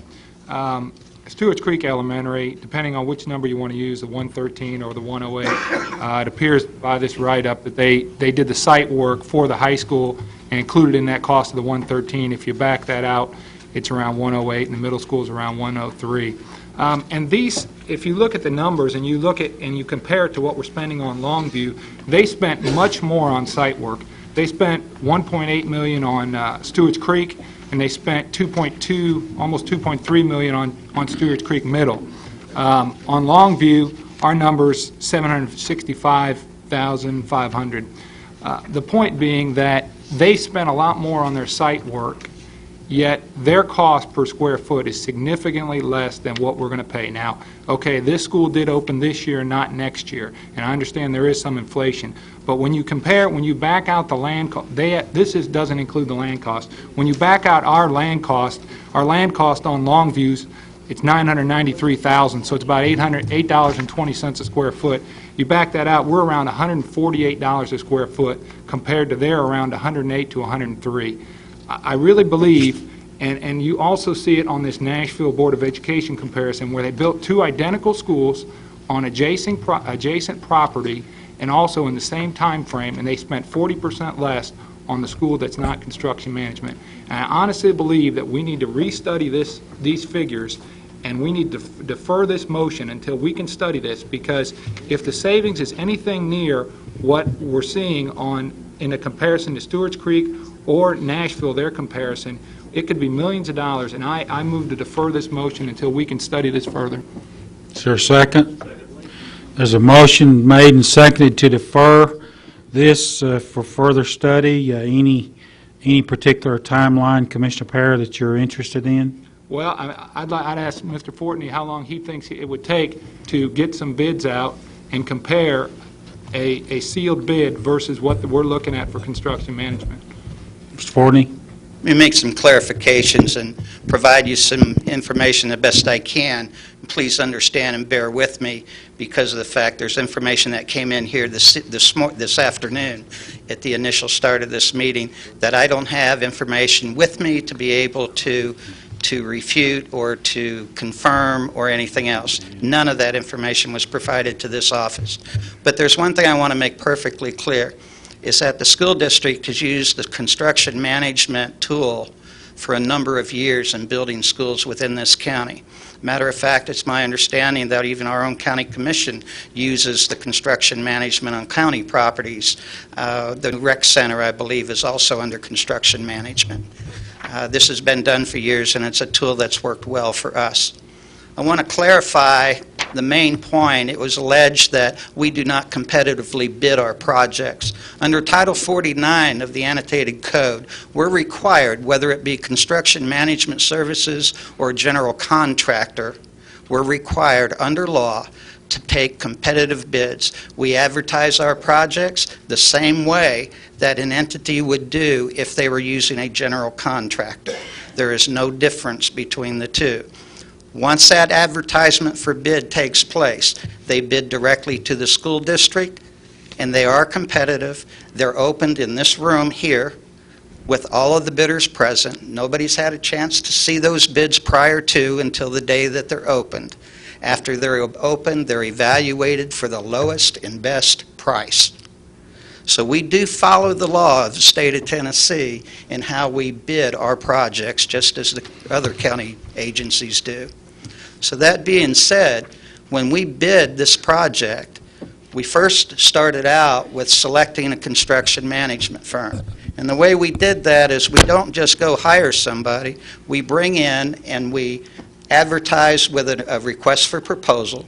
We collect the proposals we had on these projects. We had, if I recall, 5 construction management firms or general contractors that proposed on these projects. The firm that we chose, and after interviewing and evaluation, was American Constructors, and that was based on the lowest cost to the school district as far as their fee, and also on an estimate of general conditions. We had some of our contractors or construction managers at risk that actually wanted more money if they had 2 schools instead of 1. They went from 4.5% to 5% for the second school. It made no sense to us. That's why we made the decision we did. We wound with American Constructors at a 3% fee. Our general conditions are monitored closely. We take a look at those general conditions from a history of all of our projects in the past. I can't account for what Rutherford County does. I don't know the sheet that I've gotten from their superintendent of operations, which is Mr. Gary Clardy. It's his internal audited report. I shouldn't say audited, it's his internal accountant's report. I don't know if all of their costs are included. We have tap fees in our costs. We have the architect fees, we have fire marshal inspection costs, they're all detailed. And again, I want to reemphasize that we do competitively bid. If this is deferred today, that means that we're not going to proceed with construction. If we don't proceed with construction, then we don't have a school to put kids in where we've already got them in 12 portables right now, and 4 portables over at Heritage Elementary School. I believe our numbers that we're presenting are reasonable numbers for the design of this building. We looked heavily at the design of the building and made sure that we went for durability and not any type of fluff. That's a very simple building that's brick and concrete. We used no wood in it unless it was indoors where they're more economical and so forth, because we don't want the expense of soffits being repaired and so forth. We don't use any EIFS in our buildings anymore because we wind up with moisture problems with the EIFS. So we try to stay away from it. Okay, Commissioner Mills, we're on a motion to defer, and I'll go to Commissioner Mills. I was going to ask, what does this do to our timeline if we, and I think he's already answered it, if we defer this? Schedule opening of the school. I think he's already answered. 2 things. One, we brought this to you. First, it will delay that time of completion of the school. We will not be able to proceed with contracts that we have with our construction manager and the subcontractors, the trade contractors that bid this project. we've issued a letter of intent to each one of those to be able to maintain our schedules. We bring this to you in the form that we're bringing to you because this is the format that you've requested. You've requested that instead of putting the horse before the cart, that we design our buildings.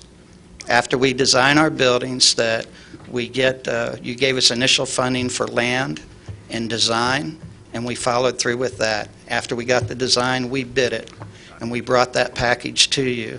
I'm as concerned with cost as each and every one of you, and I think we've done a very good job of explaining what our costs are.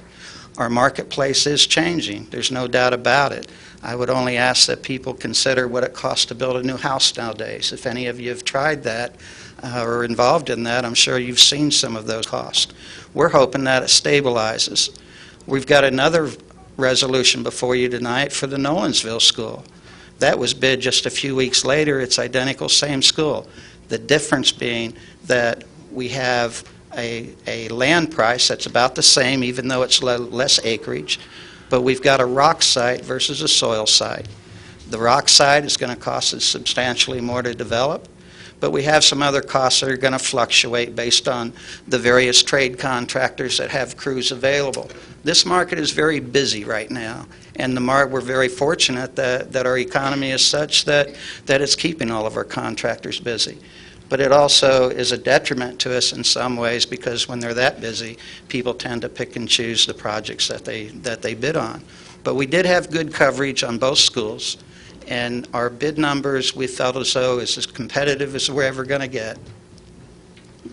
Commissioner Mills, would that answer your question? It does, and if you let me, Mr. Chairman, just do a follow-up. Go right ahead, Not please. a question, but just a statement that I think the schools board and Mr. Fortner and the superintendent have really done a good job on this, and I, for one, would be voting against deferring it.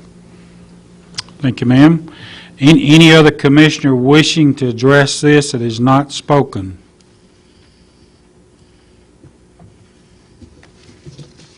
Okay.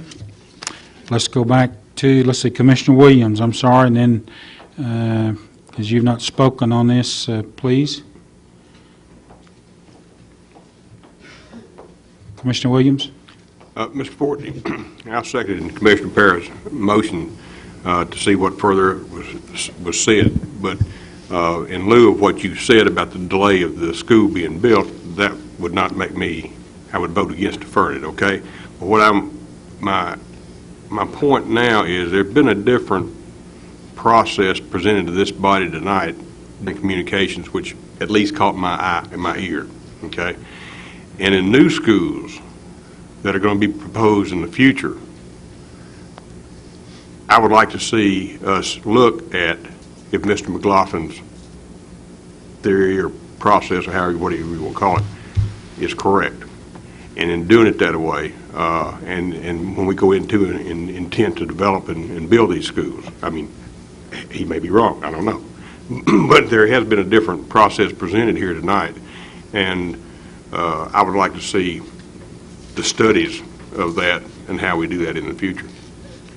More than happy to do that. We have hard bid as for general contractors on some of our smaller projects, which have included Winstead Elementary School, Heritage Middle School, just some of the smaller projects, Commissioner.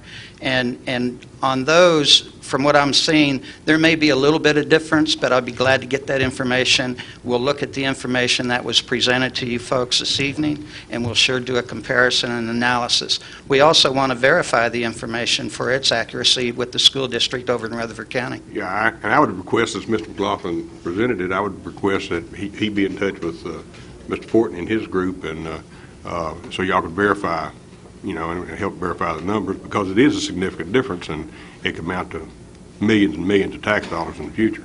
Well, the other thing I want to point out is that the two-story buildings, metal roofs and so forth, I don't know what these buildings that were presented have, you know. So I do want to look at the design of those buildings, if they are with the metal roofs over the full building, if they're not, if they're two-story or single-story buildings. Those kind of analysis and comparisons do need to be made. I'm more than happy to do that for you. Thank you, sir. And just for the body, so the body knows, I'm not going to vote to defer, even though I seconded it. And I don't think we ought to delay the building of the schools that we've already intended to do that. But I think anything that's going to be on the horizon, I think it's very prudent for us to look at a different way of bidding process that does, in fact, save money. With you on that. Thank you. Thank you. Thank you, Commissioner Williams. Let's see, not speaking. Mr. Hancock, I'll come to you because you've not spoken on this resolution, please, sir. Mr. Chairman, on the amendment, I just want to point out that a number of years ago, many years ago, and coming up to about 10 years ago, we bid the schools exactly like the gentleman in our citizens communication suggested. And it was at the insistence of this commission at that time that we go to what was defined at that time as a better and less expensive way to do it. I just throw that out and there's nothing wrong with looking at it again. Something may have changed since then that would make it much better, much more appealing now than it was then. But I do remember that, so the present process we've got was at the encouragement and request of this commission and of the county executive at the time to try to gain more control over the building programs that were ongoing. And I just offer that as background. Thank you, Commissioner Hancock. Anybody else that has not addressed this resolution wishing to speak? I see none. Commissioner Parra, back to you. A follow-up on a couple things. First, you said you hadn't seen this information about Rutherford County Schools, but is this the document that was circulated around while we were sitting there? Is this from your office? I see your name on it, your fax number. Commissioner Parra, the information that I handed out, which is this sheet with my name, is information I requested from Rutherford County Schools latter part of the week. I guess it was Tuesday or Wednesday. That's the only information I've seen, Right. and that was information I requested. So this information virtually matches what Mr. McLaughlin has on Stewart's Creek in terms of construction costs, and your breakdown, I guess did you write this, I guess you wrote this information on the side, or did they? On the side, yes. Yeah, so, I mean, the 121, when you back out the land, is around 118, which compares fairly close to his 113. I'm not sure exactly what the discrepancy is, but, so you did have this information. I had that information, that was all. The other thing I've circulated is a construction cost list that you gave me in the spring, which gives construction costs for various schools in the county. I'd like to compare that to the Rutherford County school sheet that Mr. McLaughlin passed out. If you look at schools that were built in similar time frames, similar types of schools, for example, Wilson Elementary, it's a strange name for being Rutherford County, but Wilson Elementary and Blackman Elementary were built in the 2001 time frame, both around $60 to $65 a square foot, 61 and 62, where Westwood Elementary, built in 2001, was $97, Winston $88, and Chapman's Retreats $83. The difference between those is obviously quite a bit, almost $20 a square foot, depending on which school you choose. You can go through any of these. Siegel High School, which was just built in 2003, if you compare that to, for example, Independence High, built in 2004, Independence was 96, Siegel was 70, almost 71. I mean, we can go through each of these. Ravenwood built a year even earlier than Siegel, which you thought would reduce the cost with construction, was 94 compared to 71. I guess that we can, all the numbers we could throw around, but there's significant differences, and I really think we need to study these differences. The reason I asked Dr. Sharber about the capacity at Sunset Middle is Sunset Middle would obviously have around 300 extra seats. Now, being an elementary or middle, could we put elementary students in that middle school portion? I don't know. That's something the school board would have to decide whether they could do. But Nolensville Elementary also has about 90, it has 83 extra student capacity right now. My point is that especially for Nolensville, I think there would be an opportunity to not have to put a bunch of students in portables, even by delaying this a few months. And I go back to the question I asked. If you went out for a hard bid contract, how long would that take? How much would this delay the project? I would have to check with our legal counsel to see if that's even possible at this point. I mean, our contracts, I mean, we can elect not to proceed if this is something that's not going to be funded. I mean, that could be, I'm sure it can be done, but I have to check that legal process to see what obligations that we do have based on the contracts with our CM that we've got and also the site development costs that we've got. If we go back in and look at going to a complete rebid, I think that is a negative way to approach it from a standpoint of Sunset Elementary. To give you an example, we had a situation, we hired a construction management firm. We could not come to grips with a guaranteed maximum price. We could not come to grips with a schedule, and just shortly after the site work started at Sunset, we had to make a change. It was unfortunate, but we did. I think that was one of the first projects that that general contractor, who has built a number of schools in other counties, had that experience of a construction management firm. But since they did have the experience under their belt building schools, we gave that an opportunity. It didn't work in our favor. So we rebid the job, and then we had a premium on almost every one of our trades that school wound up costing us well over $500,000 more than what I believe it would have if we were able to continue on. So what I'm saying right now is all the numbers are on the street to all of the subcontractors. We expected, to give you an example on Sunset, we'll rebid various trades because we felt as though maybe we can do better. Or we had a situation on one trade that they wouldn't honor the bid because it was so many weeks past the bid date. You know, we had 15 days to enter into a contract with them. When we rebid various trades on that project, the numbers were substantially higher. So anytime you get into a situation that you've got a general contractor or a trade contractor's numbers on the street, it puts a lot of people at a very unfair advantage. And number two, it could actually cause your numbers to go up. We've experienced that. I will look into it. Okay. The only other question, could I ask Mr. McLaughlin to answer the question about what's the construction of Stewart's Creek, whether it has... Address your question to the chair. Okay. What I'd ask is, does Stewart's Creek Elementary have a metal roof and also the geothermal, same as what we're doing on these schools? Mr. McLaughlin, would you come to the microphone, please?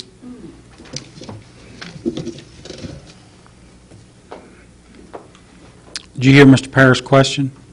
Yes, sir, I did. Would you answer it, please? It has all metal roofs, and it has a geothermal system. Okay. Any follow-up, Commissioner Parrish? No. Back to you, Commissioner Lynch. Kevin, Sir. who picks the design? I've noticed these last 3 or 4 schools, the way the design all costs an enormous amount of extra money. They look pretty, but it costs a lot of money. Who picks the design for the schools? That comes from our office and then approved by the board. We make the recommendation. Office does it, and then the board recommends. And then the board either accepts or rejects it, and they've accepted that. Okay, thank you. But we do go out and we ask for interviews with other architects and so forth. Okay, thank you. Okay, you've heard the discussion. Anybody else wishing to address resolution? This resolution, the motion is to defer Resolution 90610. Any other discussion?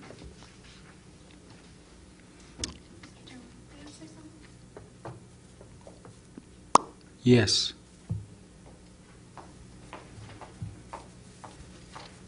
I don't want it to appear that I'm deserting Kevin up here in this discussion, but I just want to emphasize that if this is deferred, we will not have a school opened at Longview in August of '07.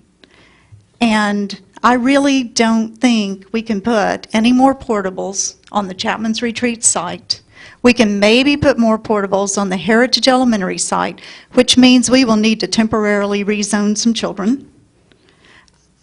The school board is not going to take responsibility for that.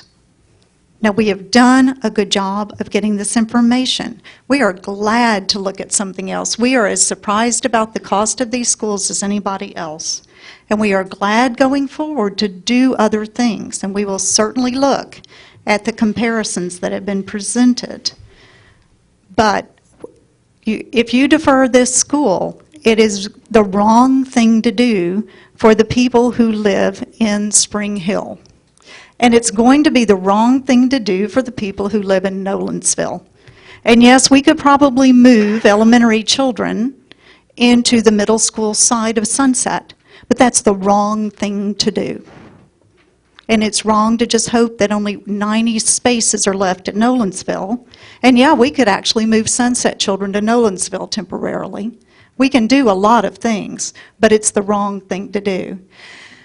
And when you start looking at the school prices in Rutherford County, start looking at the housing prices in Rutherford County as well. Because when I went out to Nissan last December, and I was part of the presentation to the people coming with Nissan, the average house price represented to those people in Williamson County was $400,000 and something. The average house price in Rutherford County represented to those people was $150,000. Now, there are reasons why things are more expensive to us. I can't explain them all. I don't know if you'd rather have homes in Rutherford County or if you'd rather have homes in Williamson County. And I don't know if you'd rather have schools in Rutherford County or if you'd rather have schools in Williamson County. But it is wrong to defer these two schools at this point, and I appreciate you listening to me. Thank you.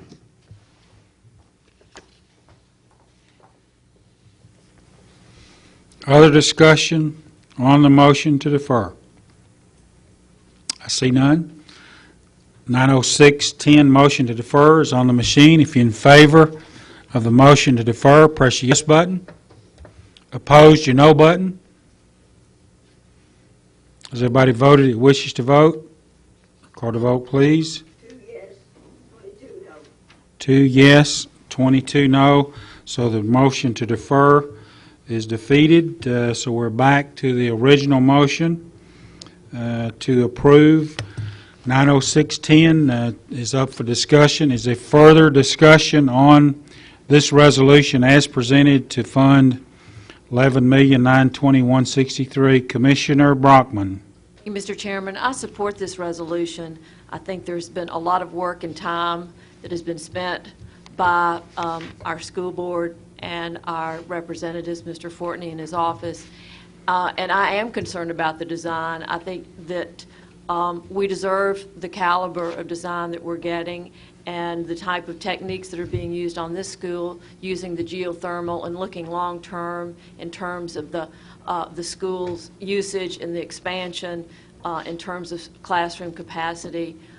So I would support it. And I would say in the future, not only do we, I don't have a problem with looking at the cost and comparison, but I would also say that perhaps we also need to be looking at a strategy where we are getting some funding from the municipalities who are involved in the numbers of students that are coming in, i.e. Spring Hill, and we need to look at the cost of land and in terms of the developers making a donation, providing funding for that land. I think there are other ways to look at the cost issue on schools. Thanks. Thank you, Commissioner Brockman. Commissioner Russell Little. Question been called for. Is there a second to call the question? Okay. Question been called. All in favor of the call of the question, say aye. Aye. Opposed? Question been called for. So Resolution 90610 is up for consideration. If you're in favor of Resolution 90610, press your yes button. Opposed, your no button. Has everybody voted that wishes to vote? Record a vote, please. 21 yes, 3 no.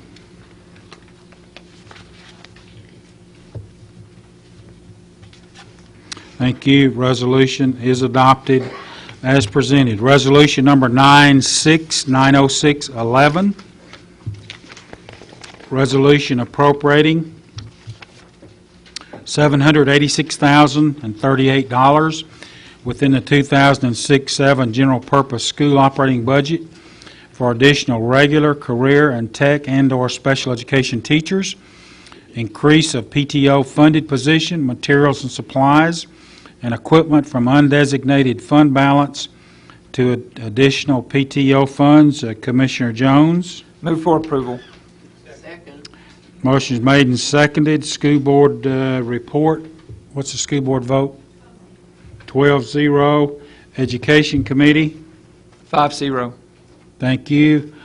Budget committee. Budget Committee voted 5-4-0 against. Thank you. Explanation, Commissioner Jones. With increase of students, we need these positions. Also, there's a PTO position where they're asking for an increase, and we need to increase some additional funding for paper. As it was stated in the Education Committee, if these positions are not needed, they will not be used, but at this time, we're looking forward to using those. Okay, questions of Commissioner Jones. Commissioner Lynch. I hate to be negative, but they said they're going to hire 14 teachers. You can hire 14 teachers with $100,000 less money than we're being asked to appropriate. I would like to, you have any comment to that, Commissioner Jones? I'll defer to Director Schwab. Would you address the chair, please?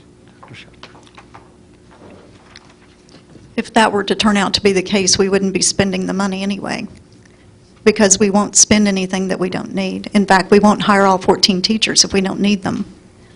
We're just making sure there's enough capacity to hire in case the numbers do come in strange ways. We did need to hire 7 of these already to make sure that we did not get beyond the state-mandated pupil-teacher ratio at the elementary school. Commissioner Lynch, is your question that if you hired 14, there's still $100,000 too much? Was that your question? Guarantee it. Could you address that, Becky? I'm assuming he's basing that on the fact that we might hire less experienced teachers, and this is based on an average salary. 14 teachers with 5-year experience and still come on there. Again, we won't use the money if we don't need it. The money is appropriated this way. If we do, it will go right back into the fund balance if we hire less experienced teachers. Okay. Any follow-up, Commissioner Lynch?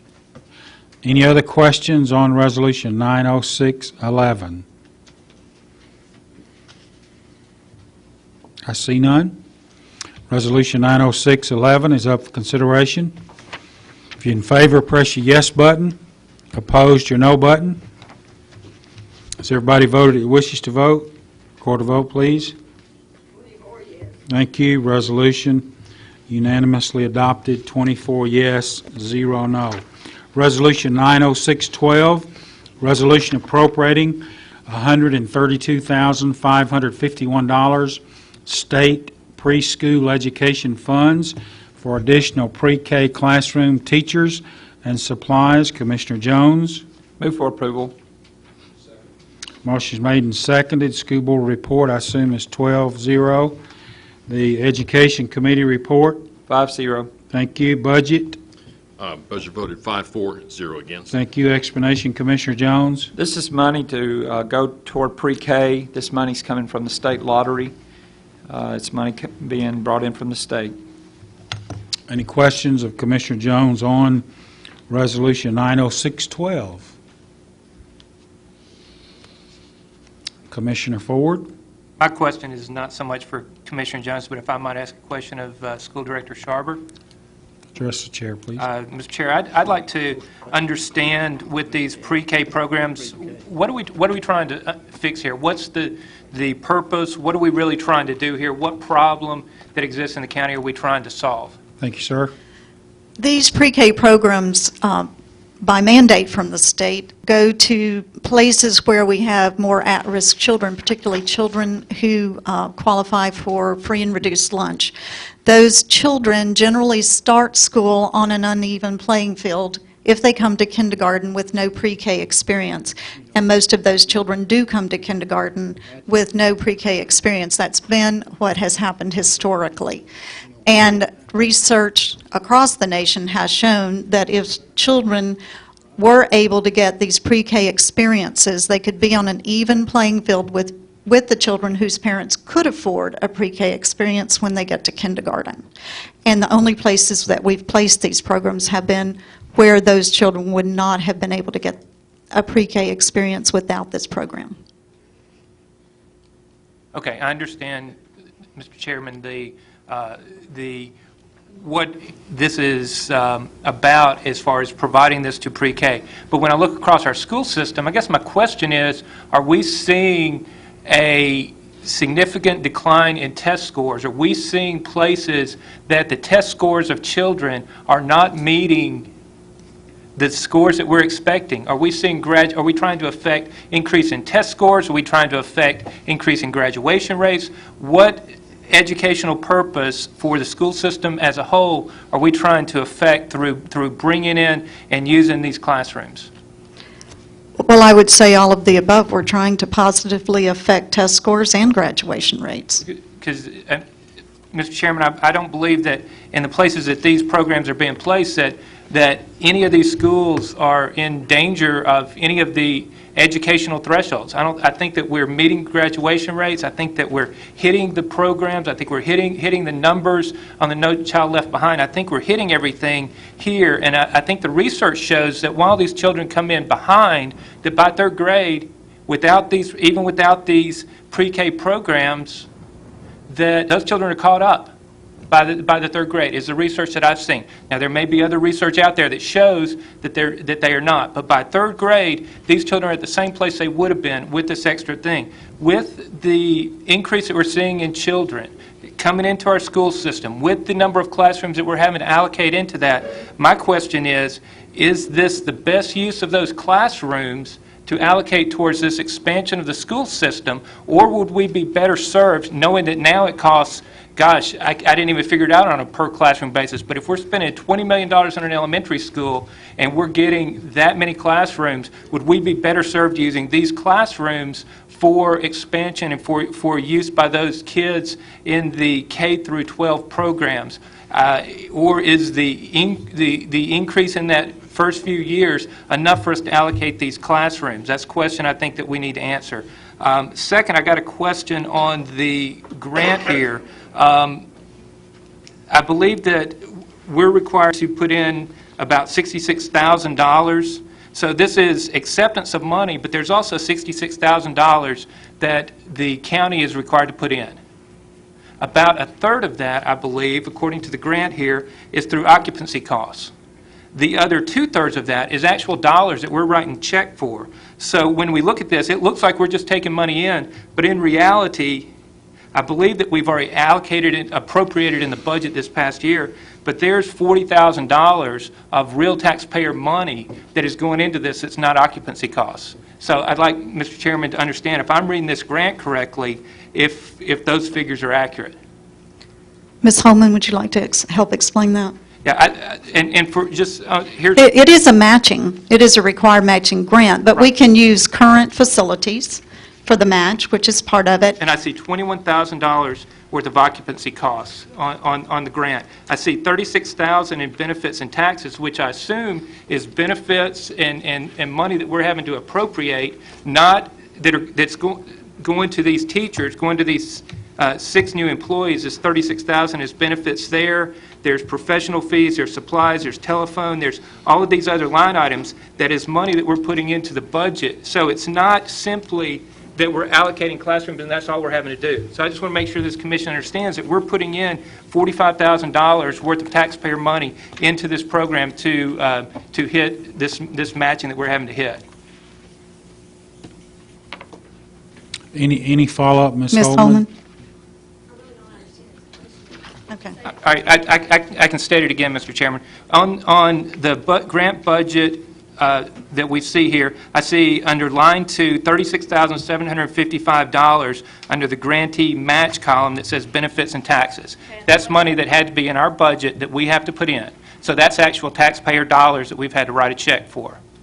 Okay, I see $1,500 on professional fees grant awards. I see $400 on supplies, $1,320 on all of those things outside of the $21,000, which is the allocation of those classrooms. Everything else is things that have had to be in our budget that we've had to write a check for. Right, well, the occupancy cost is a taxpayer That's what, cost. yeah, I understand. It is a taxpayer cost. But the 1320 is also a taxpayer cost, but it was already in our budget, it was already a phone. It's just that the preschool is going to also use that phone too, and I can allocate something I already had in the budget towards this grant. Okay. So I would have been paying the 1320 anyway, whether I had this pre-K come in or not, but since they are using a phone, I can allocate part of the cost of that phone. So yes, every bit of this is taxpayer money Yeah. that's on the local Yeah. side on the in-kind, if that's what you're Right, my asking. point is that this is not just occupancy dollars, it's not just, oh, we have a classroom and all of our costs come out from that. There are real taxpayer dollars that are coming out of here. But the occupancy is also taxpayer Right. dollars. I mean, Right. So I don't it's all- want you to misunderstand and think that's just a number I stuck in there. I understand. It's electric bills, water bills, and stuff that I can allocate towards this grant and say that that's our matching towards, to be able to receive this grant money. Further follow-up, Commissioner Ford? Sir, I'm done. Okay. May I answer one thing? Yes, ma'am. That Mr. Ford brought up. I'm not proud to stand here and tell you that Fairview High School did not make adequate yearly progress for graduation rate this year. And we have not had a pre-K in Fairview long enough to see the positive effects, but I hope we will. So I do think having pre-K in Fairview is very worthwhile. And looking at the information I have, I do think it's a systemic problem in Fairview. So I do think having pre-K in Fairview may very well help graduation rate. Also, other places where we have pre-K feed into Independence High School, which will have its first graduating class this year. We don't know what the effect's going to be there. We do anticipate that having a pre-K in that area is going to be very necessary as well. We have these season areas where we do believe it will help ultimately our graduation rate, and that certainly is one of our main targets. Thank you, ma'am. Commissioner Davis? Thank you, Mr. Chairman. I have some comments that are very similar to Mr. Ford's comments. I'm going to vote for this, mainly because it's a grant and we like free money. But what I'm concerned about is the long term. Mr. Ford alluded to that. What I'm hearing from the current administration is pre-K is a great thing and everybody ought to have it. What I'm concerned, if everybody has it, we may end up down the road with a state unfunded mandate for pre-K for everyone. If we do that, current population, it's another 105 classrooms we need, at least, with the current population. It's an additional $7 million in teacher salaries annually, recurring costs. An additional $45 million in building costs today, and pre-K will be bigger in the future as our population grows. My concern is we haven't identified yet that I've heard what is an at-risk child and who needs pre-K. I haven't heard it from the state. I've heard lots of definitions, but they're not the same. I don't know that we have one, and we, along with all the other counties in Tennessee, are begging for money, so we take money and create programs. But we may be doing ourselves a large disservice by the creep that tends to happen with this. Same thing happened with kindergarten. If you think back, kindergarten was not something that all school systems offered. Well, they do now. It's mandated. If we look at it this way, I can foresee pre-K being mandated, and that's a huge taxpayer cost. And then after that, why not grade 13? What I'm getting you to look at is down the road, we might have to ask a lot more questions on exactly what we're doing with a little bit of free money right now. Thank you. Thank you, Commissioner May I make Davis. this statement as well? One of the purposes of the lottery funds can be paying for capital expenditures for school systems. And yet no one is really pushing our legislators to even approach that. And if we have more of a concern in Williamson County about capital expenditures, which we should, because we are paying every bit of it locally, then we should be pushing our legislators to look at using lottery funds to fund capital expenditures and not just expressing our concerns about pre-K. And I would challenge everybody to begin to express that to your legislators, because I am. Thank you. Commissioner Mills? Just some comments, Mr. Chairman. From the research I have read, boys in 3rd grade started losing. And those children who go to kindergarten have a better chance to go on through school. And then another thing, if you are around the community and you look at children who should be in school in kindergarten, and you see how they are coming up, then this is a grand program for them. A lot of children don't have the opportunity that some of us have, to put our children in kindergarten. Some of these children, some of these parents don't even know the importance of kindergarten. And we handicap my children if we don't get them in there. So I, for one, would be voting for this. Thank you, ma'am. Commissioner Para? Just to follow up on Mr. Davis's comment, you've got on here that this will expand it to 10 classrooms, and the ultimate goal, it says, to provide quality pre-K for every at-risk student. Do we have any idea how many classrooms that would be if we, under whatever current definition you're using for at-risk? I do not. I know that I can get you that information. I did not come prepared to discuss that, but I can certainly get that information if the full commission is interested in that. We do have a definition of at-risk children for Williamson County, and I'd be glad to share that as well. Follow-up? No. Thank you. Commissioner Chalfant? Call the question. Is there a second? Second. All in favor? Question being called for. All in favor of call the question, say aye. Aye. Opposed? So it called. 90612, 132,551. If you're in favor of this resolution, press your yes button. Opposed, your no button. Everybody voted who wished to vote. Record a vote, please. 23 yes, 1 no. 23 yes, 1 no. Resolution is adopted. Resolution 90613, resolution amending the 2006-7 capital projects budget by $75,000 to provide funding for facility improvements at Cecil B. Lewis Trinity Park. Revenues to come from unappropriated county general funds. Commissioners Smith and Wilson. Move for approval. Second. Parks and Recreation Committee. 5 yes, 0 no. Budget Committee. Budget Committee voted 5-4, 0 against. Thank you. Explanation, Commissioners. This is Cecil B. Lewis Park, Trinity Park on North Chapel is on the east side, and they're a very active organization, East Williamson Association, Athletic Association. You've heard Mr. Swayze make comment about 1,000 students that are participating in this program. They have done a very, very good job. I started talking with this group about a year ago. I asked them to give me a priority list of what they would like in their park system. And we came up with these 2 items. One is for the safety netting for the pop-up foul balls that are actually hitting some of our players out there and parents, spectators.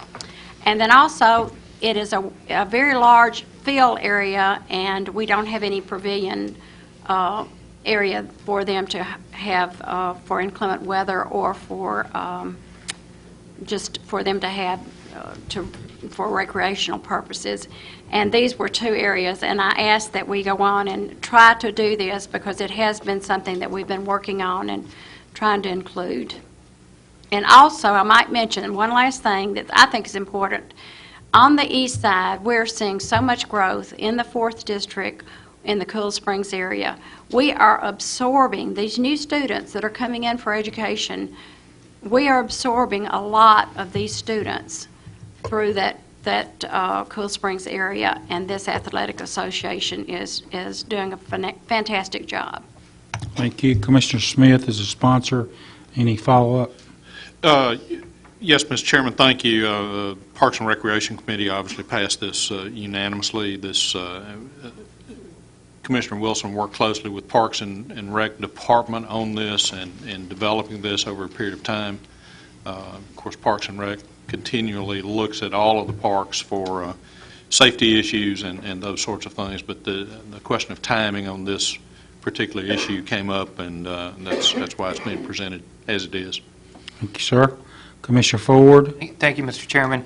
I think this is probably stuff that needs to be done. We did a Parks and Rec, spent $100,000 for a study about 3 years ago that took a look at all of our parks. Were these items that were on the list in these particular parks as priorities? Does anybody know?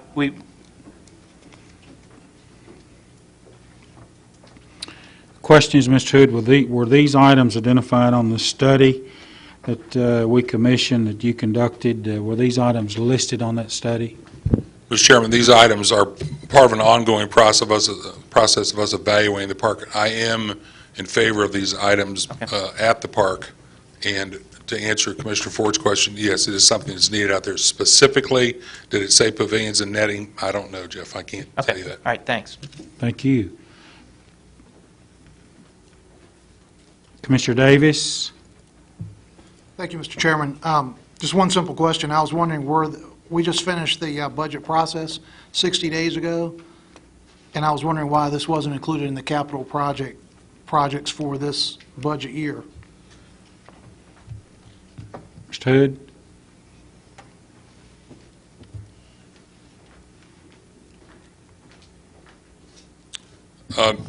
Mr. Chairman, what I had planned on doing, and I still will continue to do, is to bring you a package of items that are needed in Parks and Recreation. This was Commissioner Wilson's request, and as a commissioner, I'm honoring that request. Thank you, sir. Commissioner Para? Mr. Hood? Yes, sir. Just to follow up. Yeah, just stay close, Doug. Follow up on our conversation we had the other day. It's going to be one building a 20 by 30 and the other one about a 20 by 20. Is that still? That's what we're planning for, yes, sir. And it'll be same as basically the same as Franklin Rec, wood construction, metal roof with concrete and picnic tables? That's roughly where, yes, sir, that's similar to what it'll look like, because we're trying to get funded. Okay, and then the netting, is it just higher, or does it wrap around, or, because I went... Well, we're looking at two different kinds of netting. The first is to go straight up, and then another process is we're going to try and price this to get it netted where you basically walk under the net at the complex. And for the commissioners who haven't seen it, it's a three-field complex where you basically, the foul balls are coming from side to side. So basically what we were going to try and do is net from field to field about 16 feet up, and you will basically just walk under the nets, and it'll keep the foul balls from going all over the park. So we're going to look at two options, and we haven't decided which one to do. Thank you. Yes, sir. Thank you, sir. Commissioner Williams? Call for the question. Is there a second? Second. Question being called for. All in favor of call the question, say aye. Aye. Opposed? Question has been called for. Resolution 90613 to amend the CIP by $75,000. It's loaded, ready for consideration. If you're in favor, press your yes button. Opposed, your no button. Everybody voted that wished to vote. Record the vote. 23 yes, 1 no. 23 yes, 1 no. Resolution is adopted.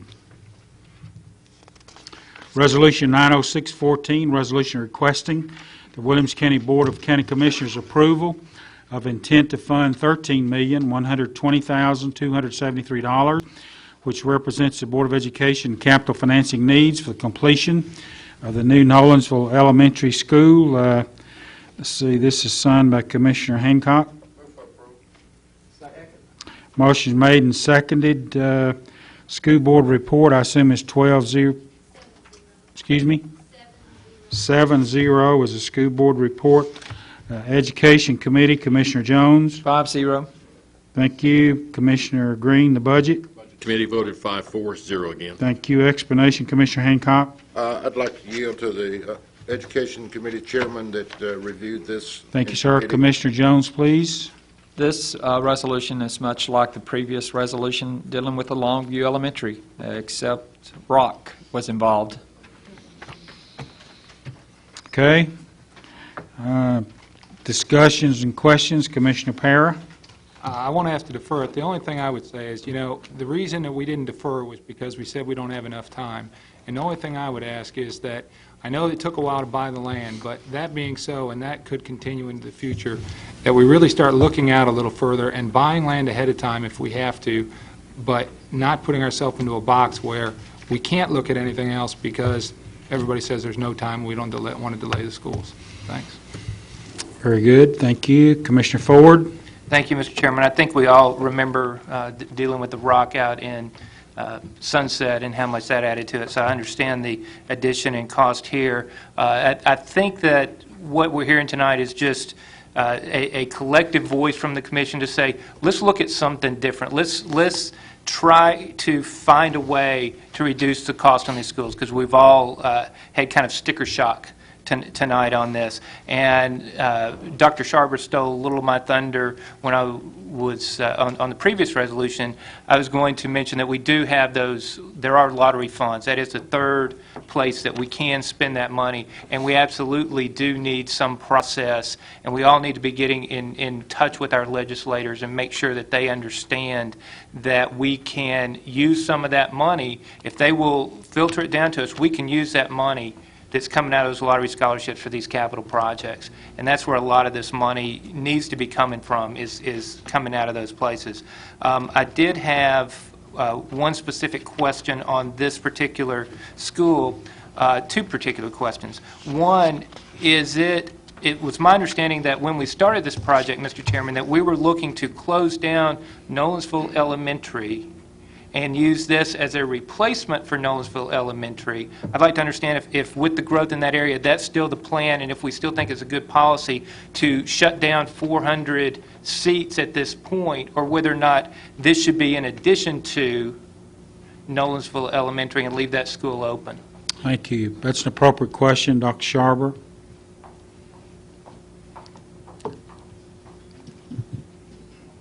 Several years ago, we bought the Dunn property, which gave us a lot of headache, I understand, and gives me heartburn to think about. But we bought the Dunn property to replace Nolensville Elementary School. That was the reason we bought it, to shut down Nolensville and replace it. We didn't use it for Nolensville Elementary School. We built an entirely different complex on it. You know, we could have saved Grassland Elementary, Lipscomb Elementary, Trinity Elementary, several schools that we decided were too old to use for our children. And if we had all those buildings, we wouldn't have spent money on the new buildings that we currently have. But we decided that it was time to have new buildings in those locations. It is time to have a new Nolensville Elementary School. There are other uses for that building.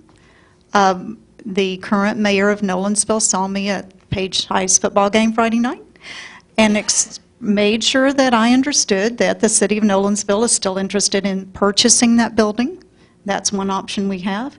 I think the Williamson County Recreation Department is interested in using that building or part of that building. It's not like that building will go to waste, and it would save taxpayers some money in not having to fund those other activities that might be a better use for that building today. But I maintain that it's time to allow the children of Nolensville to have a new building, as we have done in many places in this county. And that's been the school board's stand at this point. So at this point, we're going to spend $20 million to build 400 additional seats is the plan with this building. Well, it will add 400 seats to the current inventory, but the $20 million actually gets us more than 400 seats. I don't think we need to make it sound like we're only building a school for 400 children. Okay. And we're taking 400 out of capacity by shutting down Nolensville and adding 800 here. So to my mind, that gives us 400 additional seats is kind of the way I view that. Maybe I'm viewing it wrong, but that's kind of the way. That's correct on capacity. I just don't want people to think we're spending that amount of money for 400 seats. Okay. It's 400 additional seats. Correct. So it's, well, actually, it'll probably be 900 seats. Okay, that was my next question. I noticed that on the previous one, we were building that for 900 students, but we're only building this one for 800 students, and we said we're using a lot of the same design. Mm-hmm. Can you help me understand why we don't go ahead while we're opening up this building and adjust for 900 on this particular property rather than for 800? Well, the 900 capacity includes the special ed pre-K, which we already built that capacity at Sunset Elementary School for that part of the county. And we're building that capacity in Longview for the Spring Hill area of the county. I guess if each additional classroom is less expensive on a per square foot basis than building new, while you've got it open, you might as well do that. So my question is, why not go ahead and do 900 seats here, and whether they're for special ed, pre-K, or whether they're going to be filled up in that area. We all know Nolensville's going to grow. If they're going to be filled up and we're going to need them, why not go ahead and do a 900 seat school since we've already got that there? Well, I think that would have been a good plan before we bid the project. And we may need to... First shot at it. We may need to go back and add to the school. We may need to go back and add to many of our schools instead of building new schools for the next few years. There are lots of things we may need to do that we've done differently. Thank you. Commissioner Hancock? Mr. Chairman, Commissioner, I wanted to just amplify the feeling that when this resolution when the information was gotten and the resolution was signed, we all had sticker shock. Everybody that touched this, everybody that looked at it from the time the bids came in until 15 minutes ago. Everyone that's seen it new has had sticker shock. And the same conversation I'm sure that we've had tonight's been occurring at every level, school board, school administrators, anyone that deals with these kind of things. I know everyone that I've spoken with in the last couple of weeks has had the same questions. School board, shocked just as big as we are. Everybody that deals with education is shocked just like we are. Thank you, Commissioner Hancock. Commissioner Williams? Call the question. Is there a second? Second. All in favor, call the question, say aye. Aye. Opposed? Ayes have it. Resolution 90614 is up for consideration. If you're in favor, press your yes button. Opposed, your no button. Everybody vote that wishes to vote. Record a vote, please. 21 yes, 3 no. Resolution is adopted.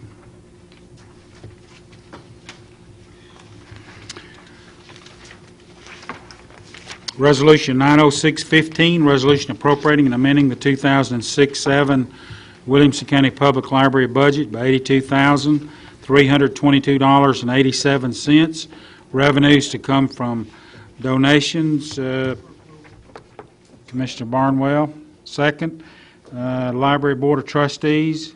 6-4-0 against. Budget Committee. Budget Committee voted 5-4-0 against. Thank you. Explanation, please. Yes, Mr. Chairman, this is the Williamson County Library Foundation used to handle all these funds. These are donations from the City of Franklin, City of Nolensville, memorials, and other donations to the library. It's been deemed that these should be coming through the general fund now, so this is establishing this to come through the general fund from now on. Questions of Commissioner Barnwell on this resolution? I see none. 90615 is up for consideration. If you're in favor, press your yes button. Opposed, your no button. Has everybody voted that wishes to vote? Record a vote, please. Resolution unanimously adopted. 24 yes. Resolution 90618, resolution appropriating and amending the 2006-2007 animal control budget by $16,708.95. Revenues to come from unappropriated county general funds. I signed this. Commissioner Green? Move for approval. Motion made and seconded. Explanation.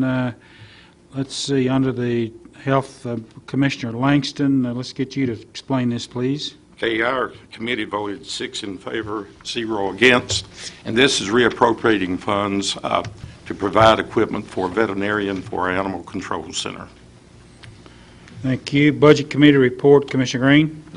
Budget Committee voted 5-4-0 against. Thank you, sir.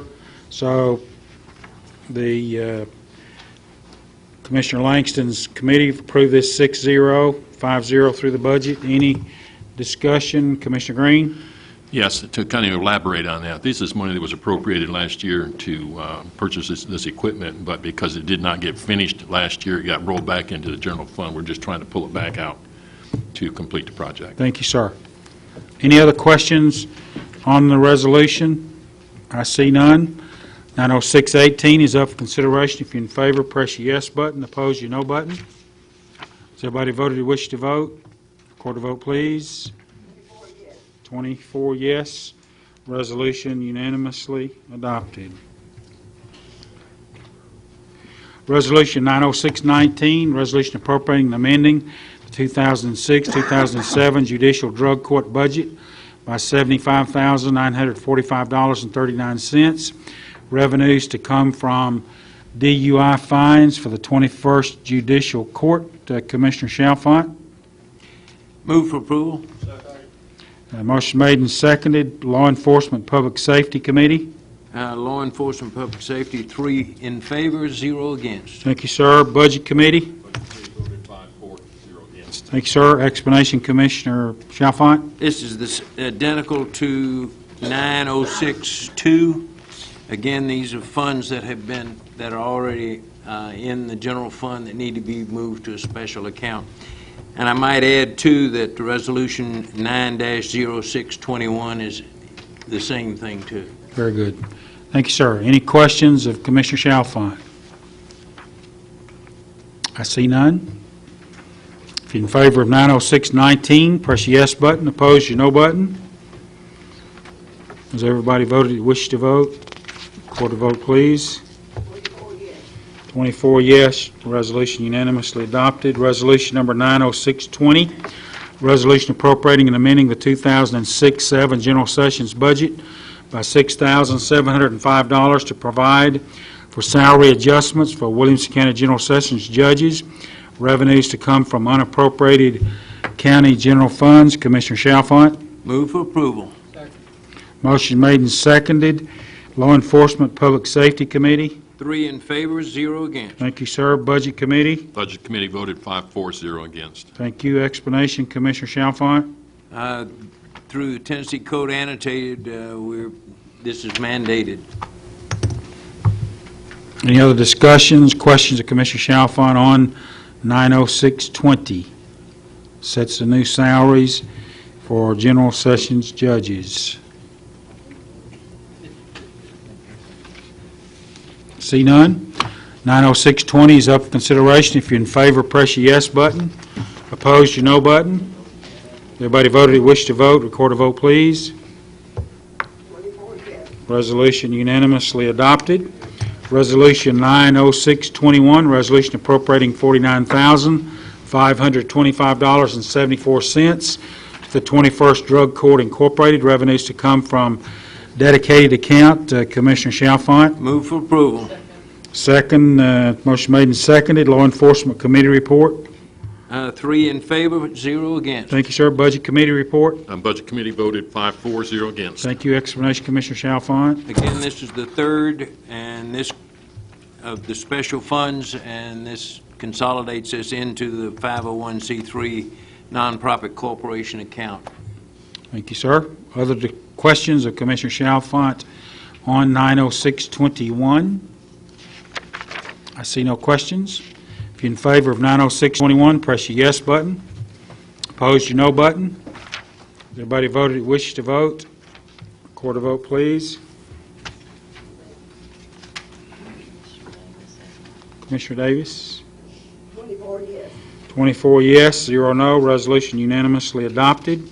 Resolution 9063, resolution to reappoint judicial commissioners for Williamson County. Commissioner Chalfant. Move for approval.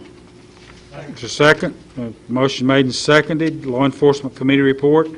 Law Enforcement, 3 in favor, 0 against. Budget Committee. Budget Committee voted 4-4-0 against. Thank you, sir. Explanation, Commissioner Chalfant. This is just the reappointment of judicial commissioners Marcia Haynes, Jody Street, and Robert Woodside. Thank you, sir. Questions of Commissioner Chalfant on this resolution? I see none. 9063 is up for consideration. If you're in favor, press your yes button. Opposed, your no button. Everybody voted who wishes to vote. Record a vote, please. 24 yes. Thank you. Resolution unanimously adopted. Resolution 9065, resolution making corrections and assessments for the 2004 taxes. Commissioner Barnwell. Move for approval. Second. Motion made and seconded. Tax Study Committee report. 4, 0 against. Thank you. Budget Committee? Budget Committee voted 4, 0 against. Thank you. Explanation, Commissioner Barnwell. Yes, this is our annual adjustment of taxes for tax assessments for 2004 taxes. We do this every year. It's plus and minus of taxes based on going through, I believe, Trustee Davis, they calculates all this for us. Thank you, sir. Any questions of Commissioner Barnwell on this list of corrections and assessments for the 2004 taxes? I see none. If you're in favor of Resolution 9065, press your yes button. Opposed, your no button. Thank you. Has everybody voted wishes to vote? Record a vote, please. Resolution 24 yes, unanimously adopted. Resolution 969, a resolution to adopt amendments to the Williamson County, Tennessee Stormwater Management Regulations. Commissioner Wilson. Motion to approve. Second. Motion made and seconded to approve this resolution. The Stormwater Appeals Board report. 6-4, 0 against. Planning Commission, Commissioner Walton. 0 against. Thank you, sir. Explanation, Commissioner Wilson. Yes, this is just to change wording.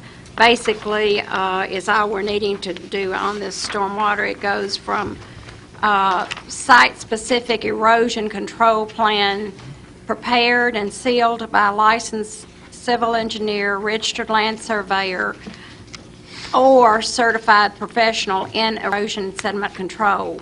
The proposal, that is what is current, the proposal is adding the architect and land architect to that, just for clarification purposes. That's all that's doing. Thank you very much. Any questions of Commissioner Wilson? I want to thank you. I know you spent a lot of time working on this. This is a new thing for us, and thank you for those efforts. Any other questions? I see none. 9069 is up for consideration. If you're in favor, press your yes button. Opposed, your no button. Everybody voted that wishes to vote. Record a vote, please. 24 yes. Resolution unanimously adopted. Resolution 90617, resolution authorizing the county mayor to enter into a contractual agreement for administration services with the Greater Nashville Regional Council in connection with the THDA home grant. Commissioner Green. Move for approval. Motion made and seconded. Budget Committee report.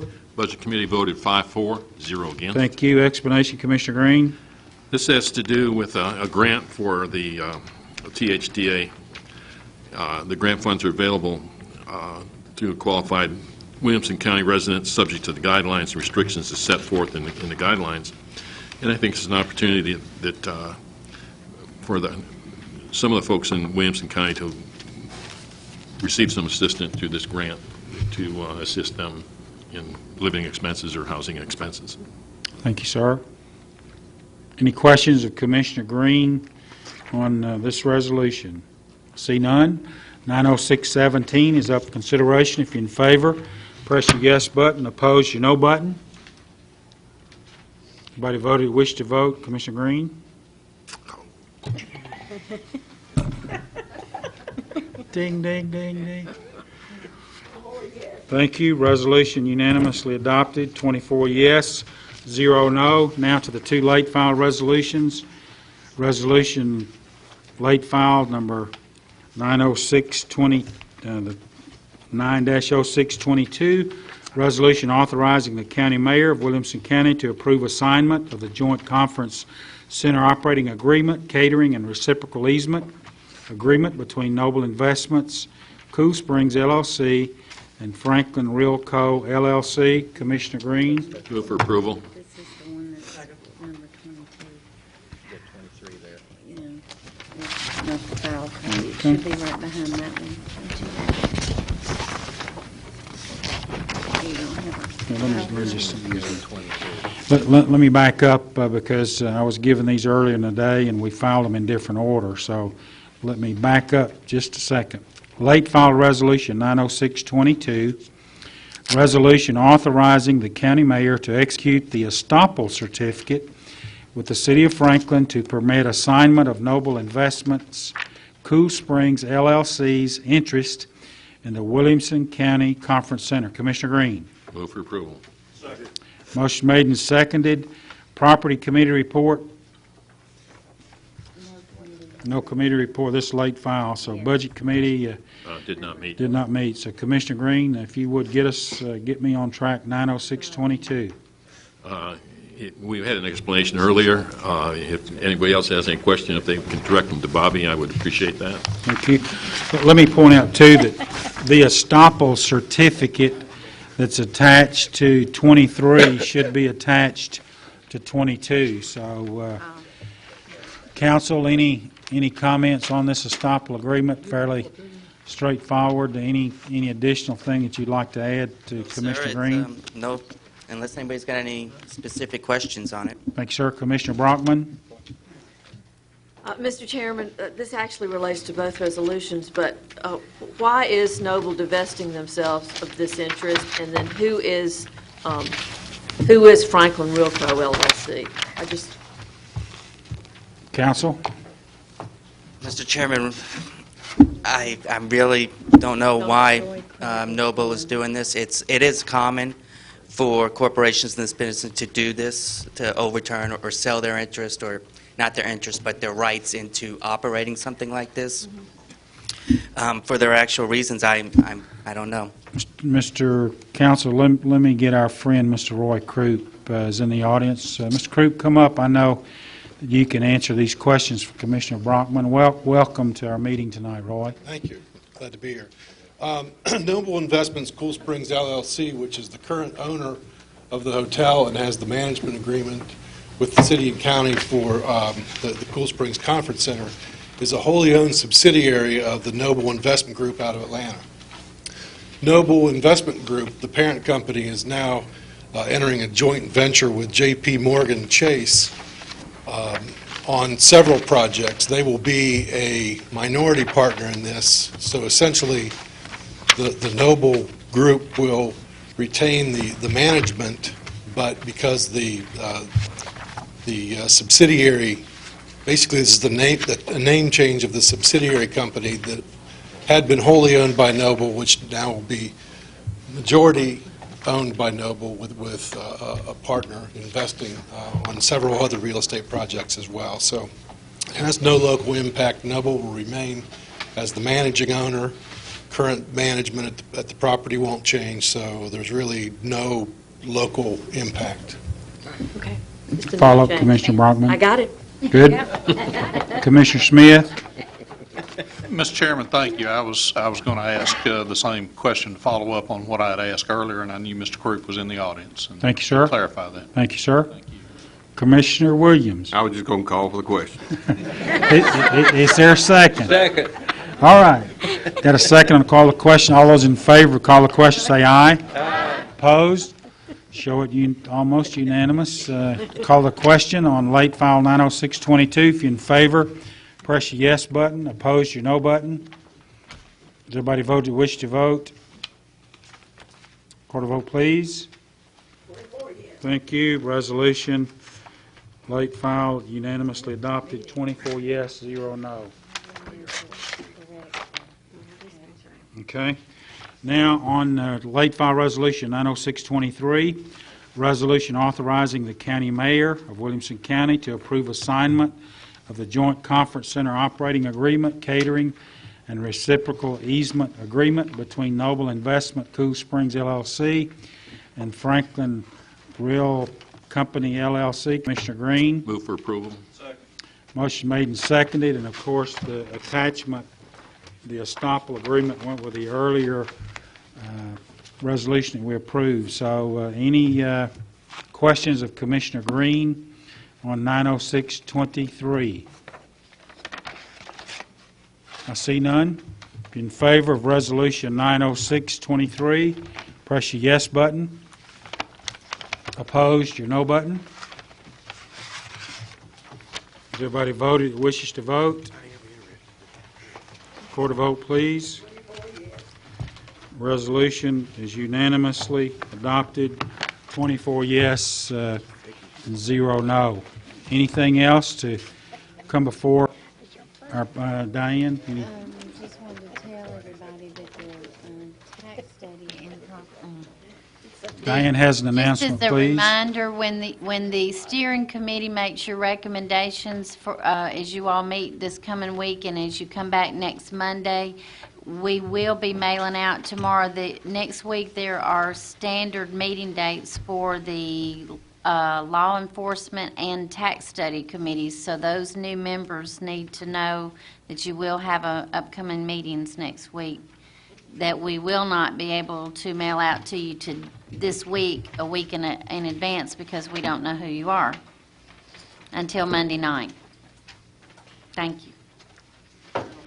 Thank you, and any other announcements? Let me, yes, excuse me, Commissioner Hancock? Did we make an announcement that Ashton, Diane, did you make one that they send their request of what committee they would like to? I think you did. Did you do? I didn't Yes, hear if you did. if you are, as we're meeting, the steering committee meeting on Thursday, please get your request into Diane's office and letting them know which committee you'd like to serve on. So if you'll do that, then the steering committee will have that available when they meet 5:30 this Thursday afternoon in the conference room down across from the mayor's office. Mr. Chairman, if you would indulge me just one moment, I got something that I feel compelled to say. I wish that everyone on this commission, with everyone you have influence with, would encourage everyone during this political season that we're a nation at war and to conduct themselves that way. I really sincerely mean that. I see a lot of things being said that's putting a lot of young men and women in jeopardy by emboldening those that want to destroy all of us. Don't miss an opportunity to encourage everybody you can to get involved in this. Thank you, Commissioner Hancock, and I appreciate those comments very much. Let me say before we close tonight, I'm honored, I'm humbled, and I promise you I'll do the best job that I can do serving you as your chairman, and thank you for your support. I'll entertain a motion to adjourn. All in favor say aye. Aye. We're adjourned. It's 10:19. Thank you very much.